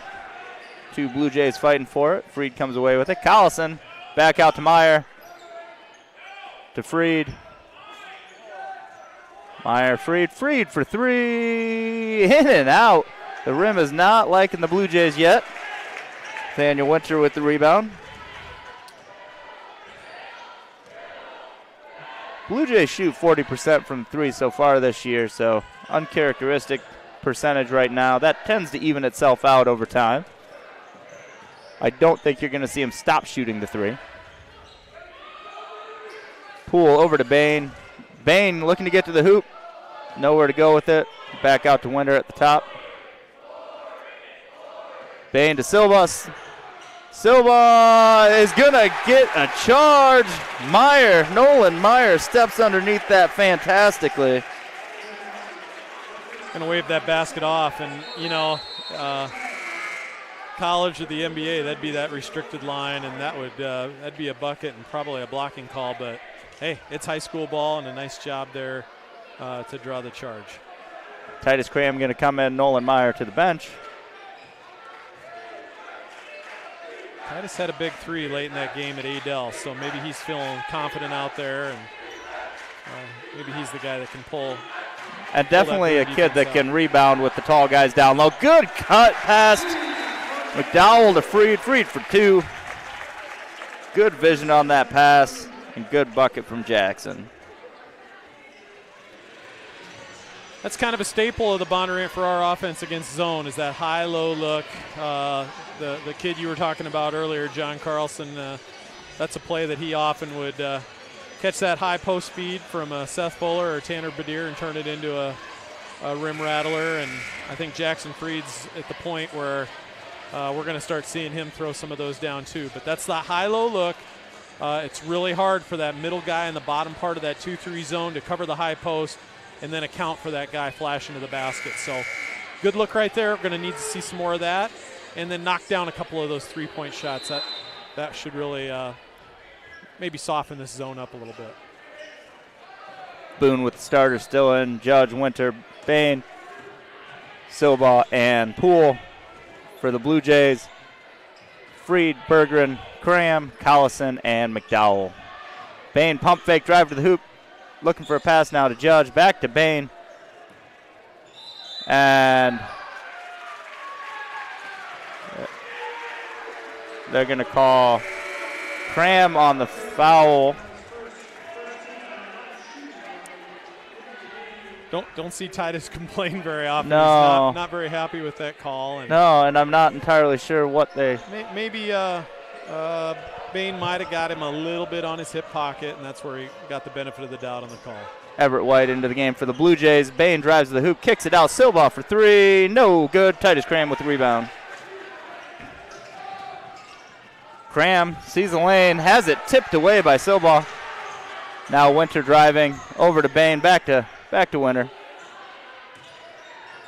Now Poole underneath, looking to work on Cram. Cram is able to maintain his spot. Goes up for the rebound. It's going to be a foul on Jayton Poole, his first. Good work by Titus. Good defense, good rebounding position, just showing off his athleticism there in a way that you don't typically see. You know, usually see him running the floor, finishing off acrobatic layups, but a really nice job on the defensive end. McDowell into Cram, back to McDowell. Across the line now. Boone pressure is just kind of an extension of the 2-3 zone and not really looking to score or press out of it. Just throw off the... Cram with a good drop-in pass, but White ended up underneath the hoop and wasn't able to convert. Just serving a little bit as a disruptor. Sorry, I got a little long. You're good. Bain could have got called there. He got that arm extended. Out to Winter. Winter for three, and good. Kind of turn and let the student section know about it, too.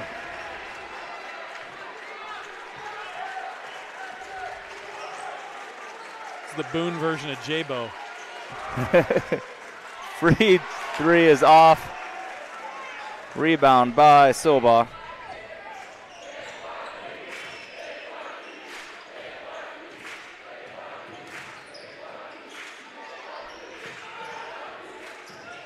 Winter with Cram on him. Silva out to set the screen. Now Bain. Poole trying to set another screen. And they're going to get Judge on the travel. Boone's going to sub here. They got Wes Van Pelt, freshman guard, coming in. Judge to the bench. I think if you asked Coach Evans, if you had Boone to 10 points or fewer in the first quarter, would you be happy with that? But he certainly would be. But the fact that his team's only put up 4 at this point is a little concerning at this point. Cram backdoor pass to Everett White. Great pass. Good finish, Everett White. Little flare to that. Poole open under the hoop. Cram challenges. No good. Everett White with the rebound. Collison for three. Good. Let's say we had 4 points. We have 9 now. Yeah. I bet he feels better about it now. And then that ball's thrown away. Blue Jays are going to get it again. 11.6 seconds remaining in the first quarter.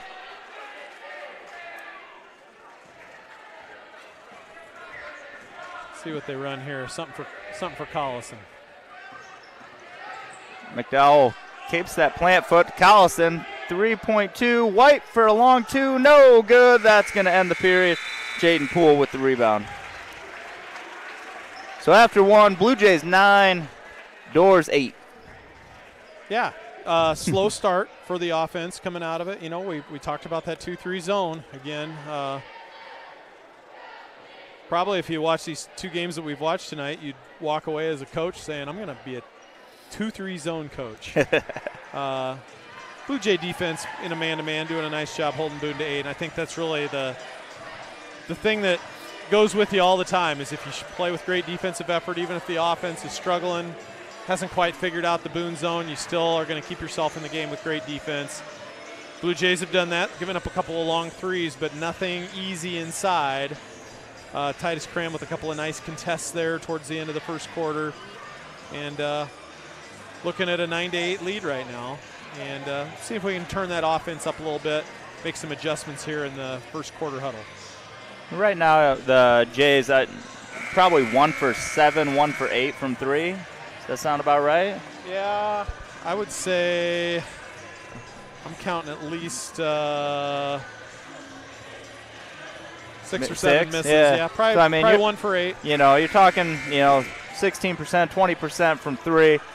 You know, typically better shooter percentage for us than that. Folks, I can promise you out there he did not use a calculator to figure out that percentage. I think he might know something about numbers. I might do math.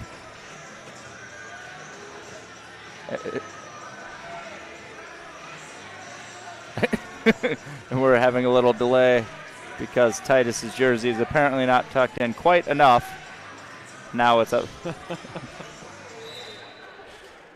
Very particular. Yeah. All right, Van Pelt with the ball. Cram at the top on him. Over to Winter. Winter for 3, long, and double bounce on the ring. Collison comes away with the rebound, pushing ahead. Out to White. Carter Sanney into the game for the Blue Jays. Collison for 3. Off the rim, no good. Everett White went up for it, but. Wow. That's a tough call on Everett White. Yeah. Just another effort, going for an offensive rebound and just got arms tangled up. Took the Boone player down and gets called for the foul. Silva, the one for the Toreadors that came away with it.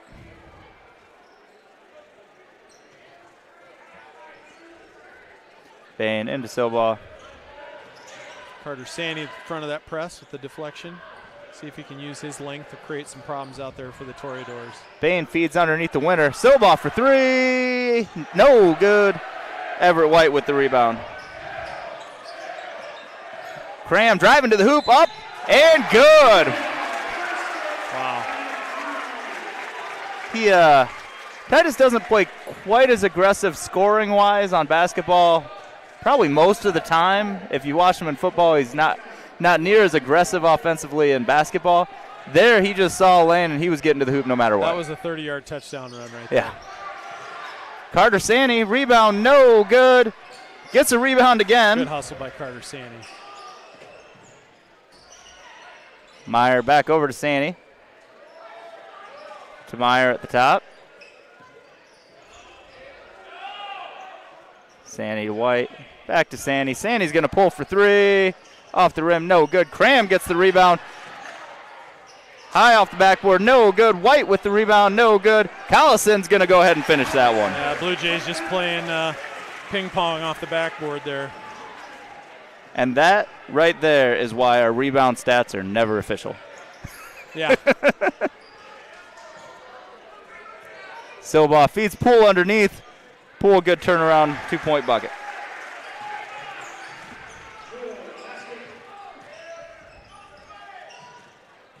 Collison back out to Meyer. Sandy to Meyer. Cram free throw. Off the rim, no good. Everett White with the rebound.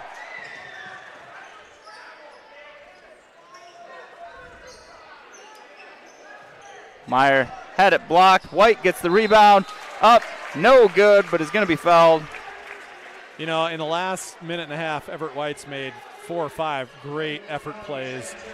Going to the offensive glass, you know, guys like Moses Malone and Dennis Rodman made pretty good careers for themselves in the NBA being offensive rebounders.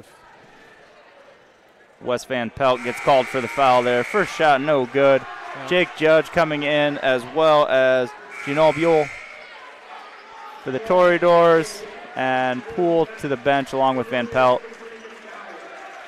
For the Blue Jays, Collison going to go to the bench. McDowell into the game.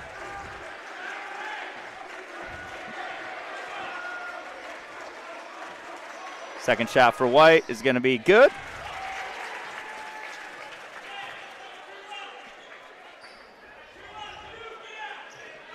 The inbound play after a bucket just looks a little funny, like they aren't confident who should be taking it. Silbaugh in the corner, gets it over to Bain. Bain looking to get to the hoop. Judge now driving. Dump off pass. Yule up, no good, and then they're going to call Sandy for the foul.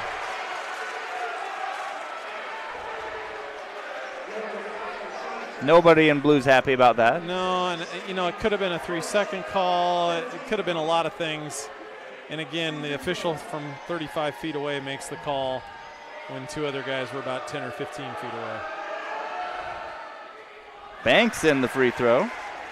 These guys really, really want Titus Cram to tuck his jersey in, too. It's been an odd night officiating. Smile from Titus.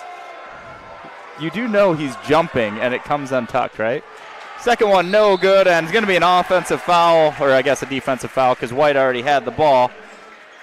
Foul on number 4, Ginobili, his first. Crashed after the missed free throw and ran right into Everett. Everett White owning the glass right now, and there's that Boone extended 2-3 zone. Again, really not trying to trap or get anything out of it. It doesn't look like. Slows it down. This would be a good defense next year when the shot clock goes into effect. Is it next year? Yeah. All right. McDowell from the corner. 3-point is good. Nice assist from Carter Sandy. Saw his teammate. Guy he's played a lot of basketball with in the corner. Made the quick pitch and the 3 for him. Bain back to Judge. Back over to Bain. And then to Judge again. Winter now comes out to the top. Blue Jays bringing in 4 new bodies at the next break. Faltzcraft doing a good job tucking in his jersey before he comes into the game. Oh. And they're going to call Titus for a foul there. His second.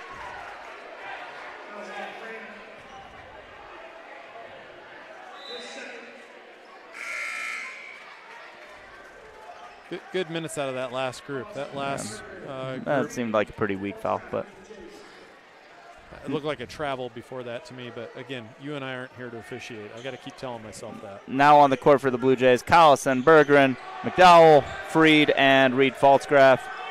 For the Doors, Bain, Winter, Yule, Judge, and Silbaugh.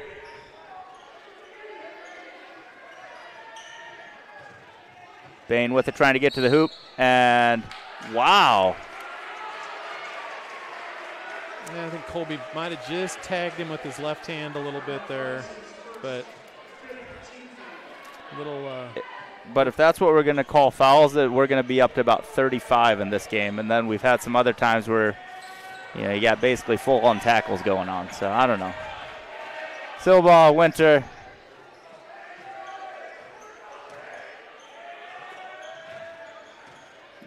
Judge now over to Bain. 4:13 remaining in the second quarter here. Bluejays defense just kind of walling the Toreadors off, not giving them anything easy. Bain with a long three-point attempt is no good.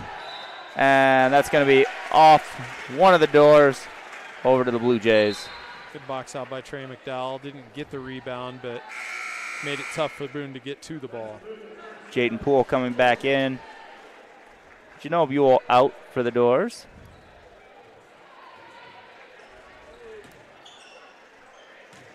McDowell coming across court over to Falsgraf. Back to McDowell at the top. Got Bergeron all the way out at the three-point line. Falsgraf into Freed. Freed for two. Good work against that zone there. It's a good pass right there from Falsgraf. Driving up the line and then dishes out to Freed. Bain coming across court now. Silva for another three-point attempt. Off the rim, no good. Falsgraf comes away with it. And ends up out of bounds. Toreador ball.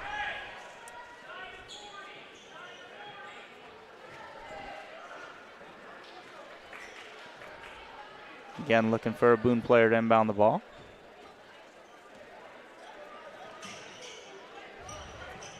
Bain way up court. Falsgraf goes high. Feeds Collison driving to the hoop. Blocked by Silva. Would have thought there was more contact there than the other two fouls. Yeah. Apparently we call hand checks and not bodies. Winter, Poole. Back to Winter. Falsgraf fighting through that screen. Silva with Freed on him. Winter for three. In and out. Bergeron steps on the line as he goes to save it.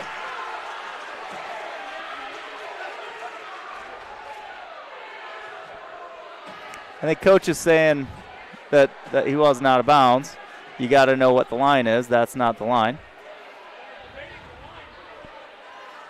Yeah, the gray line is not out of bounds. The black line is out of bounds. But he's still going to award the ball. So that gray line is it's a side basketball. Yeah. Play.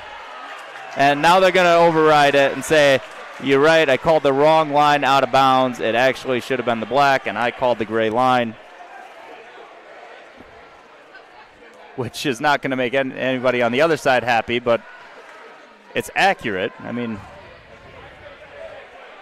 this is usually the officials will have a conference before the start of the game, just like a baseball game where they talk about ground rules, talk about any particular markings on the floor. It's the right call. I mean, it's you might not like it, but it's right. Yeah. You would have expected this to be more likely a problem in one of the earlier games. And you can see that here in the northeast corner of the court where maybe our viewers can't see it, where the gray line breaks. It stops. It doesn't go any further than the corner, so the black line has to be the out-of-bounds line. So if he made the call based on the gray or light blue line or whatever color you want to call it, then it is definitely not out of bounds, and it's possession of the Blue Jays. There was a clear possession. Something strange that you wouldn't think it could overrule, but it is the right thing to do. Falsgraf with the ball. Freed, pump fake. Falsgraf now into Bergeron, out to Collison. Collison to McDowell in the corner. Shot up and no good. Bergeron gets the rebound, and I was going to say if they don't call that, we've lost our gourds. Nice job by Toby Bergeron. Good job kicking the ball out as a postman, not forcing the action inside, then getting the offensive rebound. Really good production from him. Everett White, Carter Sanney doing some good things, doing some good work inside around the basket, doing the dirty work. Yule back in for the Toreadors. Poole out. Bergeron to the line for two.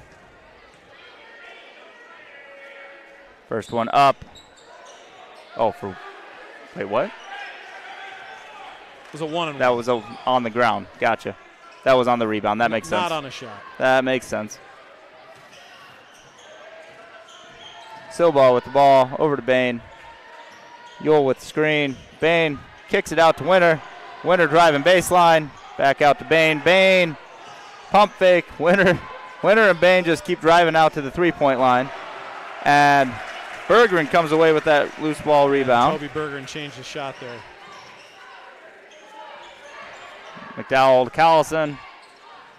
Back to McDowell.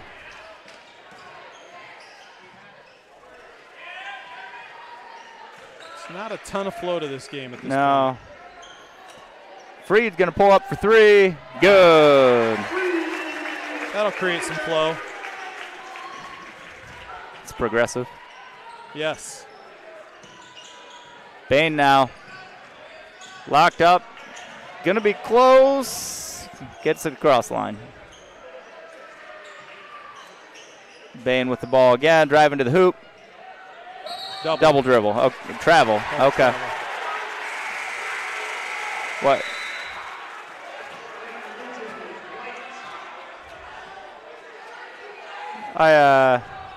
Let's just say I can understand why the coaches might be upset with some of the calls with the little bit of inconsistency. And, anytime you have to start overriding yourself, it makes the coaches more ready to challenge you.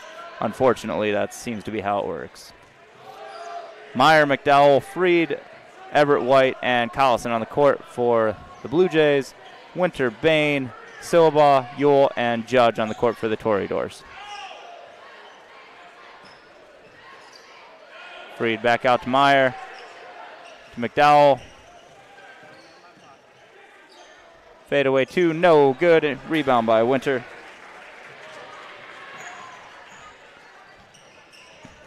Under a minute now in the first half. Bain with the ball. Silva, Freed on him. Over to Judge now. Back to Bain. Bain looking to get to the hoop. Shot up and good. Nice move, good patience by Bain. Little hesitation move. About 15 seconds left in the first half here. Blue Jays are going to hold for one shot. Meyer with the ball at the top. Now 10. Freed over to Collison. Collison for three. No good. Into Yoel's hands.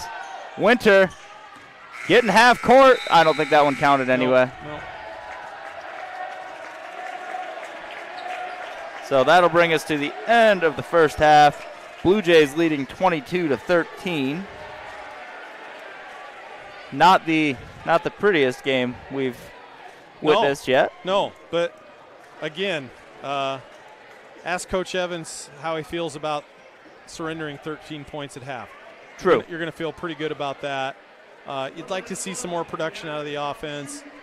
A little bit of reluctance, against that zone. It's just hard to crack. It's hard to solve. See if they can make some halftime adjustments and get a few more easy buckets, some of that high-low action that we saw. And you saw the scoring pick up there later for the Blue Jays. If they keep that pace, we'll see closer to our normal scoring. Well, we had 4 points with a minute to go in the first quarter and then scored 18 for the rest of the half. We'll step away here, and you can tune into the Blue Jay dance team.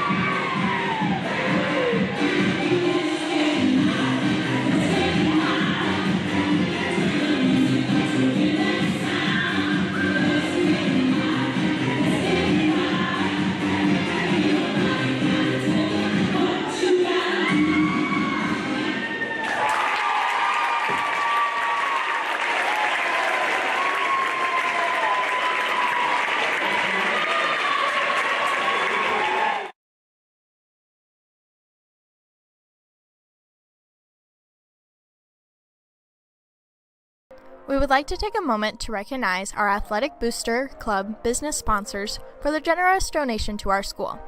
Our sponsors this year are Authentic Construction, Iowa Floor Covering, Lori Construction, Remax Hilltop, Parks Custom Homes, Photos by Ben, Plaza RV, Story Kenworthy, Oral Surgeons PC, and Wheeze Tees. If you're interested in becoming a sponsor, you can purchase it in a variety of ways, including RevTrack on the school's website, Venmo at BF Boosters, or via check or credit card at the J Shop during the football game. Learn more about Athletic Boosters through the school website under Activities, Booster Club, and then Athletics.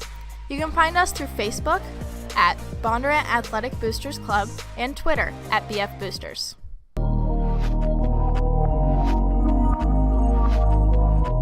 Okay guys, I'm not gonna lie, it's looking pretty rough out there. We've not been playing well, but this time we're gonna bring in a secret weapon, and here he is.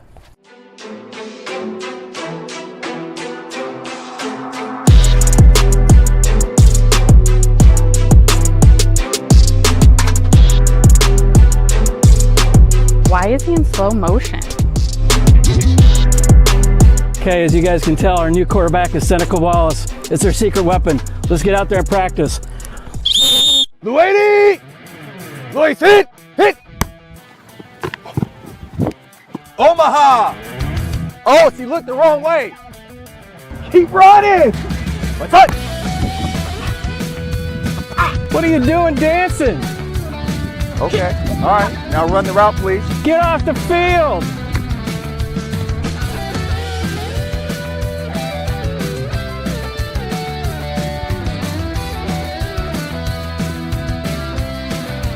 We may not be good at football, but we're good at building legacies.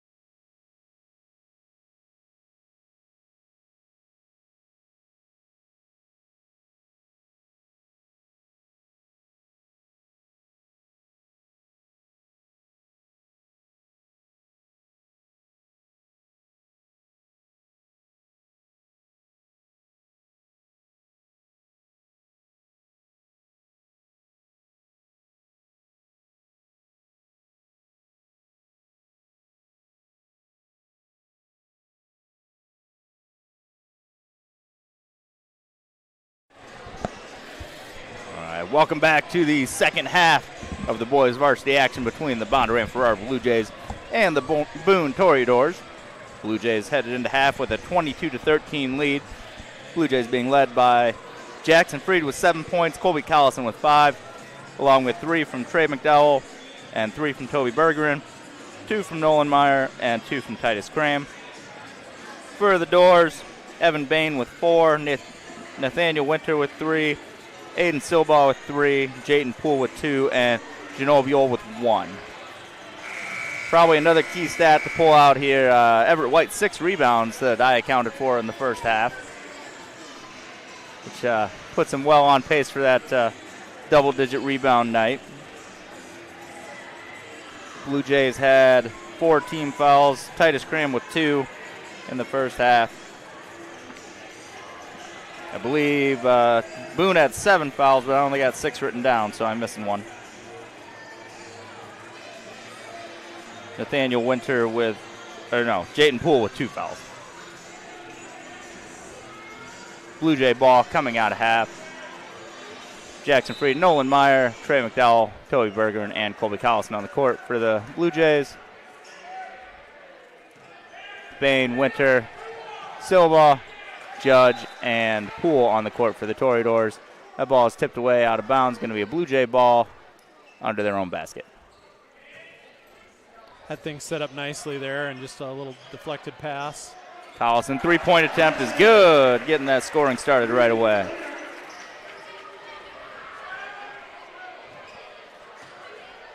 Winter and Bain bringing it up the court. Jackson Freed at the top of that press. Now they find Silbaugh in the corner. They're able to save it back. Bain now with the ball. Blue Jays get back on defense. Almost got that first turnover off the press. Yeah, Bain's done a nice job of limiting turnovers against the pressure. You know, I got to think at some point the numbers the Blue Jays are throwing at him, here he throws in a 3, is going to create some fatigue and lead to some more turnovers. We'll see if that kind of transpires as the half plays on. Meyer dribbles ahead. Nobody stops him, so he takes the 2-point bucket. That's exactly what Nolan has to be able to do. They're kind of sagging off him, looking to double team elsewhere, and you got to be able to hit that open shot. That's exactly what he's going to have to do about every game. Bain thought about the 3, driving to the basket, kicks it over into the corner. Winter now baseline, back to Bain. 2-point in the lane, off the rim, no good. Collison comes away with the rebound. Toby Bergeron changed that shot for sure. Bergeron thought about the 3, dribbles in for the 2, and good. Anytime your 6'6", 6'7" post guy can do a little shot fake, baseline dribble, and bucket from 15, you know you're living right. Winter feeds, Poole down low. McDowell might have got a piece of that. He definitely did. Rebound Bergeron. Back over to Meyer. Freed's hanging out under the hoop like he wants that back door. Collison pull up 2 off the front of the rim, no good. Oh. Bergeron had good position, was boxed backwards by Judge while he was in the air. He got displaced. That's a foul, and just didn't get called. Winter, 3-point attempt up and good. That's the guy that can get him back in the game in a hurry with his 3-point shooting. His second of the night. They've limited him otherwise. Don't want to give him too many more clean looks. Collison over to Freed. Back out top to McDowell. Going to take it back out. Yep. Reset. Meyer bringing it down the left side. Over to Collison. And Jackson Freed's going to get called for 3 seconds in the lane. Yep, just not quite aware of where he was on the floor. Anxious and eager to get a dump pass and an easy layup and see if he can create some problems for Boone with his length on this press. Bain kind of rolled his ankle on that one. Seems to be coming up the court okay, though. 2-point attempt off the back, no good. Judge, rebound, no good as well. Jackson Freed with the rebound. Jackson Freed for 3, good. Great job by Jackson Freed. You know, he could have hung his head after that 3-second call and that turnover, but he comes down. Doesn't seem to be fazed too much by things that happened on the floor. Bain brings it across the court. Over to Silva.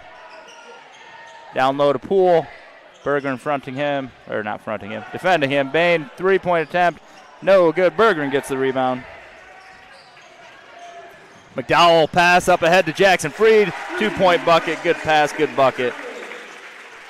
Blue Jays pulling the lead out from 9 now to 15 here in the first 4 minutes, and it's going to have Boone calling a timeout. And wonder at this point, you know, how much longer can they stay in that zone? You know, I don't know if going to man-to-man is going to get them back into the game any quicker. And at some point you got to try something different when the lead kind of starts to balloon on you. Blue Jays going to bring in a couple subs here. Looked like Titus was coming in.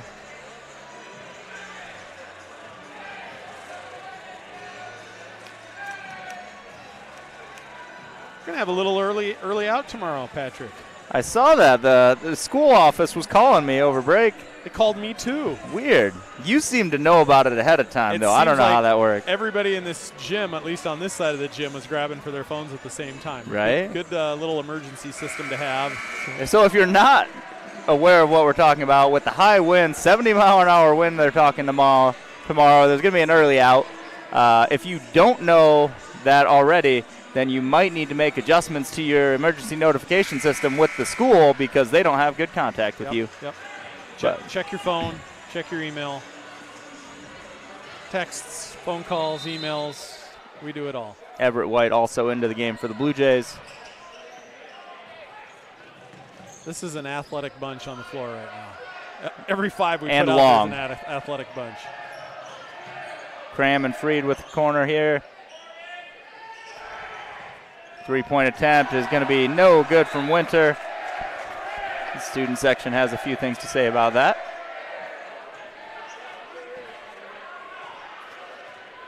Really a solid defensive effort by the Blue Jays so far. And really kind of stepping it up now in this second half. Collison gives up the 2, over to McDowell for 3, and good.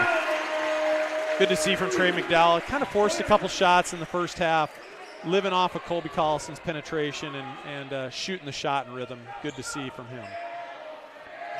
Silva over to Bain. Bain pushing ahead, trying to get there before the press can happen.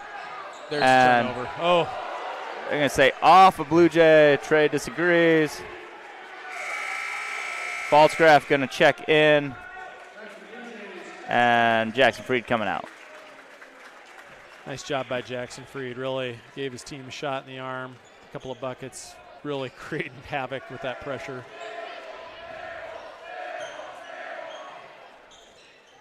Judge now dribbling out the top. McDowell right in his face. Had to be close to a 5 count. Ends up getting the ball thrown away. Going to be a turnover, Blue Jay ball. Yep, that pressure is really, really impacting the Toreadors right now, and not a lot of places to go on their bench to bring in better ball handling. McDowell up ahead to Cram, over to Falscraft. Now to Cram down low, turnaround up, and gets the roll, 2 points. Nice job, and a nice little entry from Reed Falscraft. Those two guys have played a little bit of basketball together. It's good seeing a few sophomores getting some effective playing time on the court as well. Keeps that program trending in the right direction.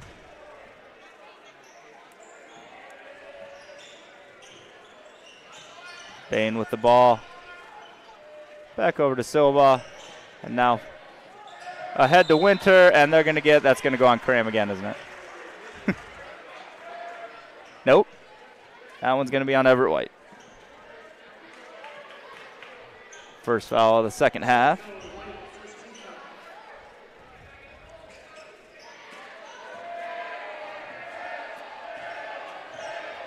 Winter over to Bain. Silva now trying to use that pool screen. Two guys were trying to use it at the same time. Van Pelt into the game for the Toreadors.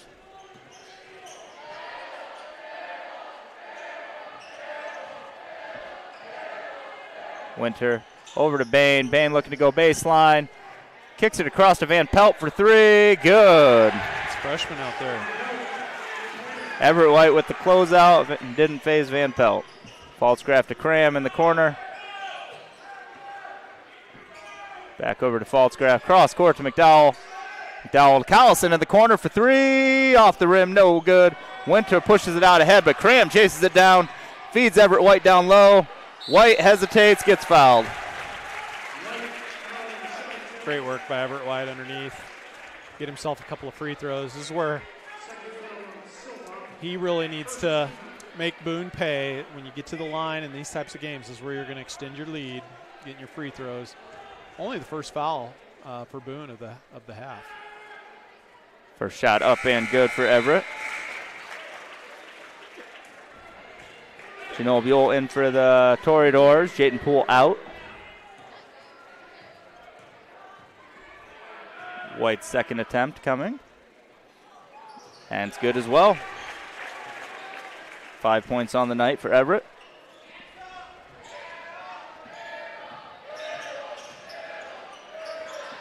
Silbaugh back over to Van Pelt.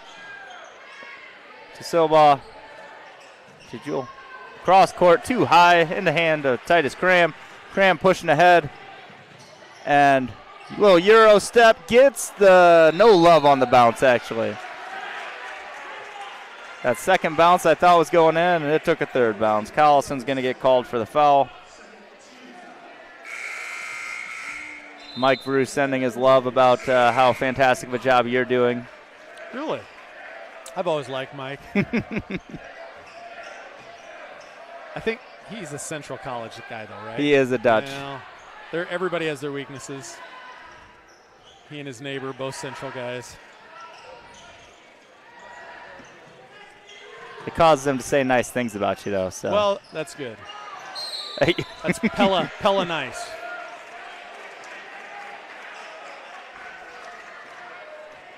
That one was on Meyer. His first foul.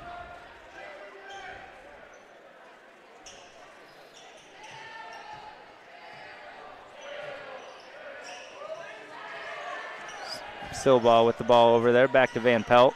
Van Pelt looking to get around Cram. Kicks it back out to Silbaugh. And Sandy went with a little bump off the screen. Winter now going baseline. Does not get the roll. Everett White comes away with the rebound. Kicks it ahead to Nolan Meyer. Meyer going to try and... Oh, my goodness. I'm finding it hard to believe that was set, but we don't have the greatest angle on that one. I was a little excited coming down the court because I thought we were going to see the lob pass to Carter Sandy on the backside. Yeah, 30 seconds left here in the third quarter. I think both coaches are smiling on that one. Van Pelt gets it over to Bain, has it knocked away by Cram. Meyer now over to Falsgraf. Falsgraf for three. Good. I'm not even sure that touched the net.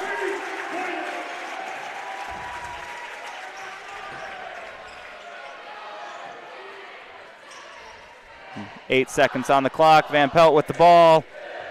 Tried to inbound it. Sandy with the full court heave off the backboard. Oh. You can't get closer to getting it. Without it going in. Wow. Yeah, it's a good clarifier. Yeah. Without it going in. Yeah. Hey, heck of a quarter there. The pressure, I might have said that the pressure was going to start to pay dividends. I'm no soothsayer or anything like that, but built that lead out from a 9-point halftime lead to what's now a 22-point lead. So really extended the lead, and now it's a matter of how can you finish off the game strong? Yeah. You know, do you avoid the sloppiness? Do you stay unselfish? Do you keep playing the solid defense? At some point, Coach Evans is going to back off the pressure a little bit, assuming that the lead stays at this point, you know, around the 3 or 4 minute mark maybe. But for now, it's still foot on the gas pedal, no holding back. After that game at Adel, you know, really you're looking for 4 full quarters, not a quarter and a half, not 2.5 quarters. And while Boone might not be one of the better teams in the Raccoon River Conference, you better have that type of mentality when you're going to play a Carroll, when you're playing a Ballard, when you're playing some of the elite teams in this league. Blue Jays went 22-9 that quarter. Inbound to Winter. Blue Jays have Sandy, Falsgraf, Meyer, Freed, and White on the court. For the Doors, Judge, Bain, Silva, Poole, and Winter. Bain just cannot find a lane to the basket with the defenders that have been guarding him. Bain now trying to get around Meyer.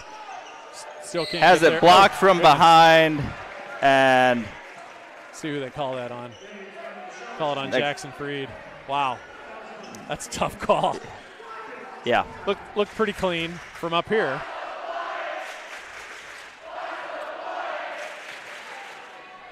Patrick, will you please remind me that I'm here to call the game, not to officiate the game? No. We're paid the same. You can double dip if you want. You can officiate and call the game. You just only get paid for. Oh wait, you don't get paid for either. Thought we'd been through that. Bain hits him. I get paid. I don't know about you. Well, guess some of us are just more generous than others. Sandy out to Meyer. Decides to go up with it. Nowhere to go. Bain comes away with the rebound.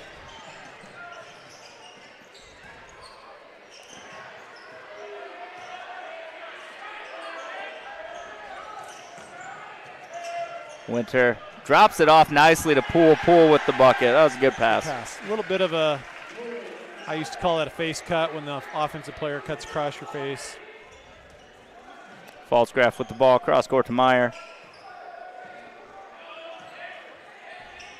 Freed now, back to Falsgraf. Meyer steps in, back out to Freed. Freed passed up the 3, over to Sandy. Bleeding some clock here now. Showing good patience. Meyer tried getting it into Freed, but had it tipped away. I think Poole was the one that got a hand on it. Winter bringing it up court now. Good pass underneath to Winter. Kicks it back out to Bain. Bain feeds Poole and has it tipped away. Last contact by the Toreadors. Blue Jay ball. Collison, Berger, and McDowell coming back in for the Jays. White, Falsgraf, and Sandy going out. I think we might see some of those guys again. Let's see if we can extend this lead a little bit. Turn up the defensive screws just a touch here. Like it. Ball head to Collison. Collison out to Bergeron for 3. Good. Toby Bergeron 3-pointer. Well, that's a pretty stroke from Toby Bergeron. He did not hesitate.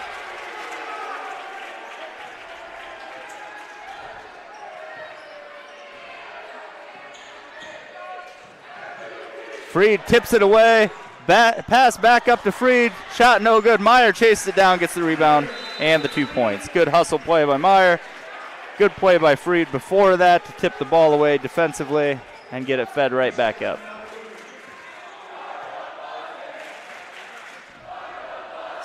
Boone's coach is not happy about something. I'm not sure what.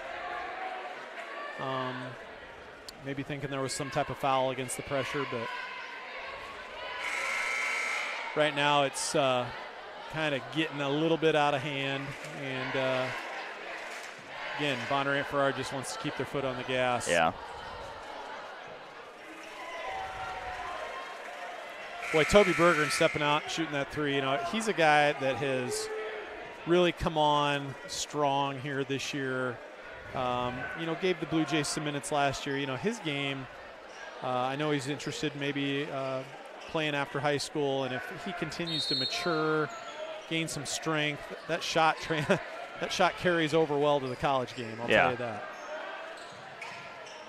Saw him at 50% from three-point line before, so I'm assuming he might be up to 66% now. Maybe he's only taken 3. Collison fell? Yeah, and I think the Boone bench might have got that call.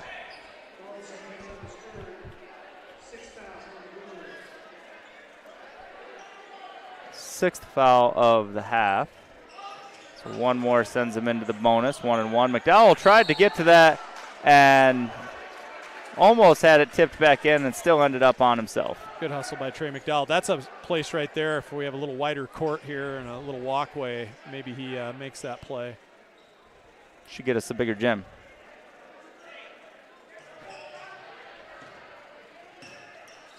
Can you do that? I don't know that I can. Maybe. Do I have that kind of pull? If you do, let's make it happen. We'll get a meeting with Dr. Powers tomorrow.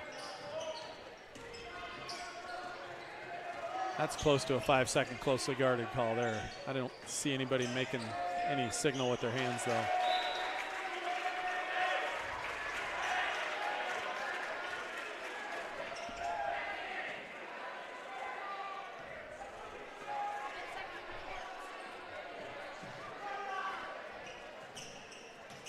Meyer bringing it up. Over to McDowell. I think Winter got a piece of that, tipped it out of bounds. Yep.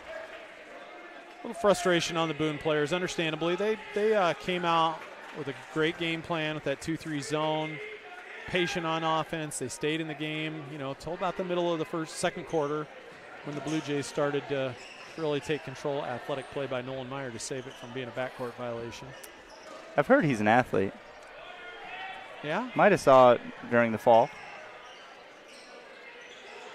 Meyer to McDowell. McDowell pulls up for 3. Good. That's McDowell's sweet spot right there. Just shooting the ball in rhythm, coming off a bounce, getting right into that three-point shot.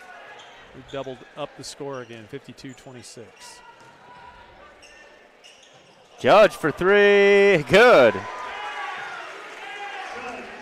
First bucket for Judge of the night.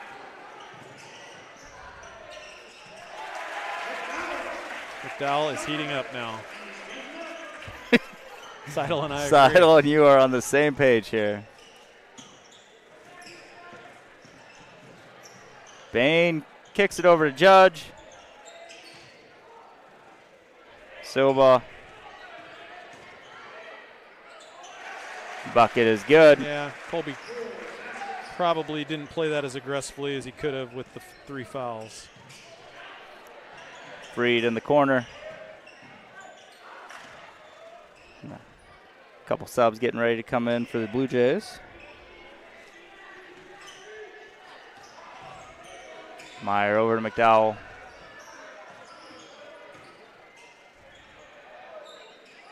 Freed for 3. Off the rim, no good. Bergeron with the rebound. Back to McDowell, who chose not Really to pull. good possession for the Blue Jays. Unselfish, waited to get the open shooter and then a second chance. Collison's getting the 3, though. Make him pay. That's 7 3-pointers in the second half for the Blue Jays, so that's one way to beat a zone. Hello to Bryant and Rochelle Arns watching from the Greater Carolinas, tuning in to watch some of their old friends and friends' families. Can Bryant get us some wings? That's what I want to know. I think by the time they get here, they'd be cold. Bain's shot attempt is no good. Foul on the play. Good people. We miss them here in Bondurant.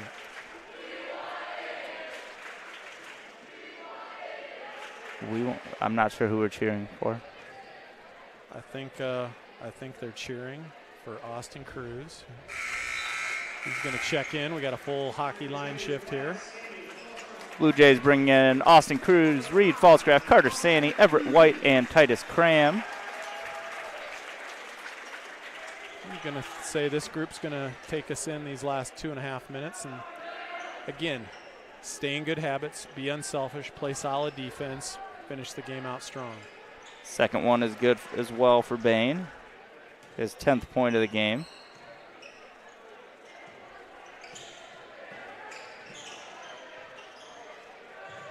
Cram driving to the hoop, lays it up, good.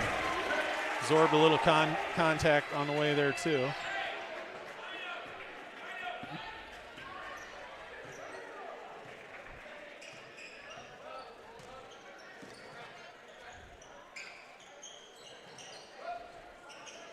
Bain for 3. He's going to be short, and he's going to get fouled by Titus.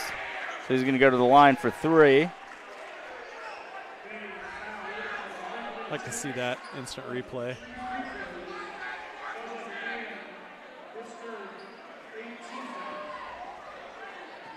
Yeah. That's fair. Yep. First one's good.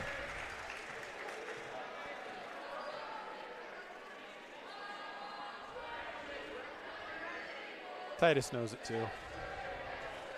No argument from him. Second one, no good.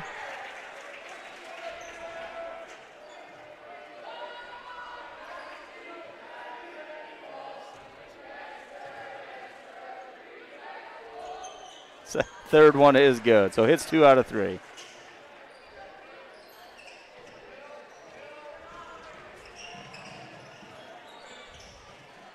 Sandy with the ball over to Cruz. White. Swinging it around the outside. Cram near the hoop. Turnaround 2-point up and good. And the foul. That's a lot of strength there. Just being strong, elevating, finishing with the contact, getting himself a chance for an and one.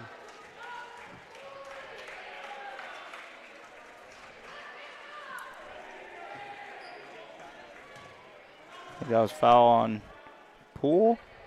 Cram's free throw is no good. White tips it, but ends up in the hands of Judge. But then Everett ties it up for the good jump ball. Faltzgraf can inbound it from under the hoop. Cram coming cross court. Sandy for 2. Good. He even had the old man step in there. Are you talking about his old man or just generally an old man kind of move? Well, both. For his old man, there's got to be a couple more steps. And then a torn ACL. Simba for 3, no good. Everett White comes away with the ball. So ball. Good job by this unit that's on the court right now. Everett White's going to see if he can get one. No love there, but Cram gets the rebound. Cruz to White, into Faltzgraf. Back out to Cruz. Faltzgraf, under a minute now. Winter reaches in. Going to get to the hoop, left hand, and good. Cram throws it ahead to White. 26 seconds on the clock. Faltzgraf with the ball. And we might be content standing out this one. Now Bain stepping closer a little bit. Boone's going to make him pass it back and forth just a little bit, just to keep it entertaining. But that's going to bring us to the end of the ball game. Blue Jays 63, Toreadors 37. Blue Jays hit both games of the doubleheader. And a good Tuesday night of action. Yeah, I think at one point with about a minute and a half to go in the first quarter, we were staring at 4 points for the game.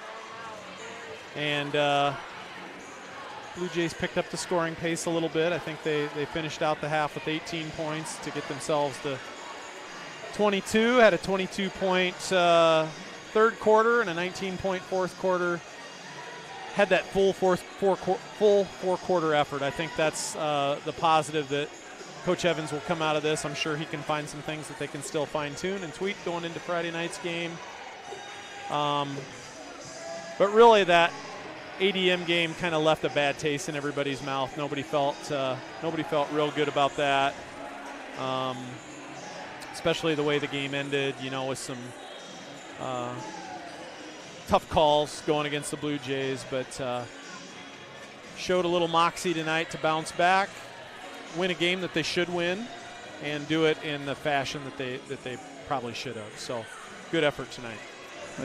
Looks like we had 3 guys in double-digit scoring there, led by number 10 Jackson Freed with 12 points. Trey McDowell and Colby Collison each kicking in 11.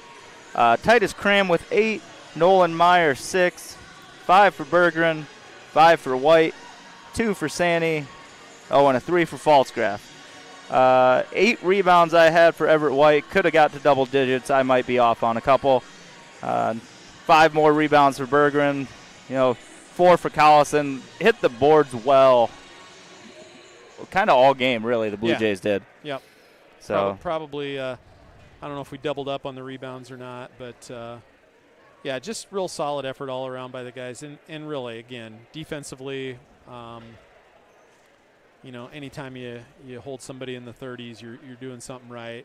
And Boone came into this game with 4 guys in double figures. I don't know if they got anybody. Well, I guess Bain got to 12. Bain got to 12, and which Winter is his 8. average.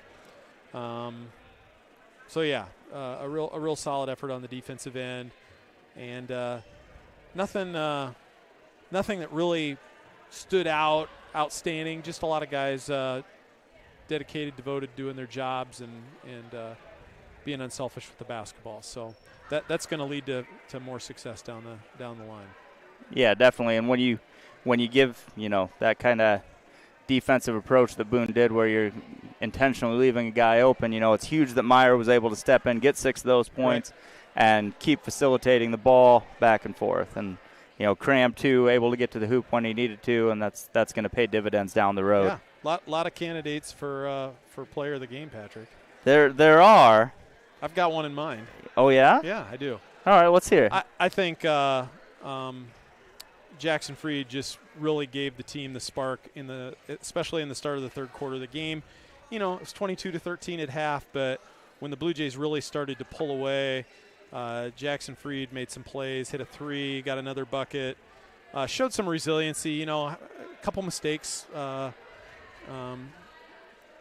in the midst of all that, but he just seems like a kid that really is kind of unfazed by those types of things and just keeps battling back.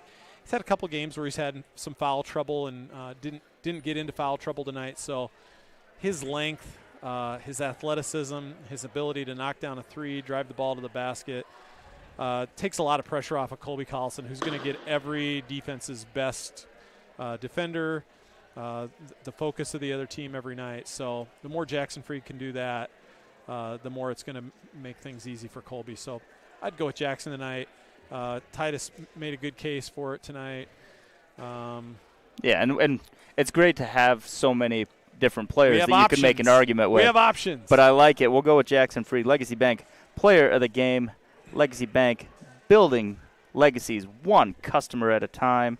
Also, one final thank you for the night to Bird's Nest and their continued support of Blue Jay basketball and Blue Jay activities in general. Greatly appreciated, and we're glad to have them as a partner. And I think for tonight, we're going to go ahead and say, go. One more thing. One more thing. It's not a late start tomorrow. It's an early out. It's early out. It's not time to sleep in, Blue Jays. Right. You still got to get up and go to school. Expecting those 60 to 70 mile an hour winds later in the afternoon. That's why we're having the early dismissal. And if you're not sure, check your emails. Yes, exactly. So, all right. That's all I got. That's probably a good Have a good night. piece of information. So, good night. Go Blue Jays and go Blue Jay Digital.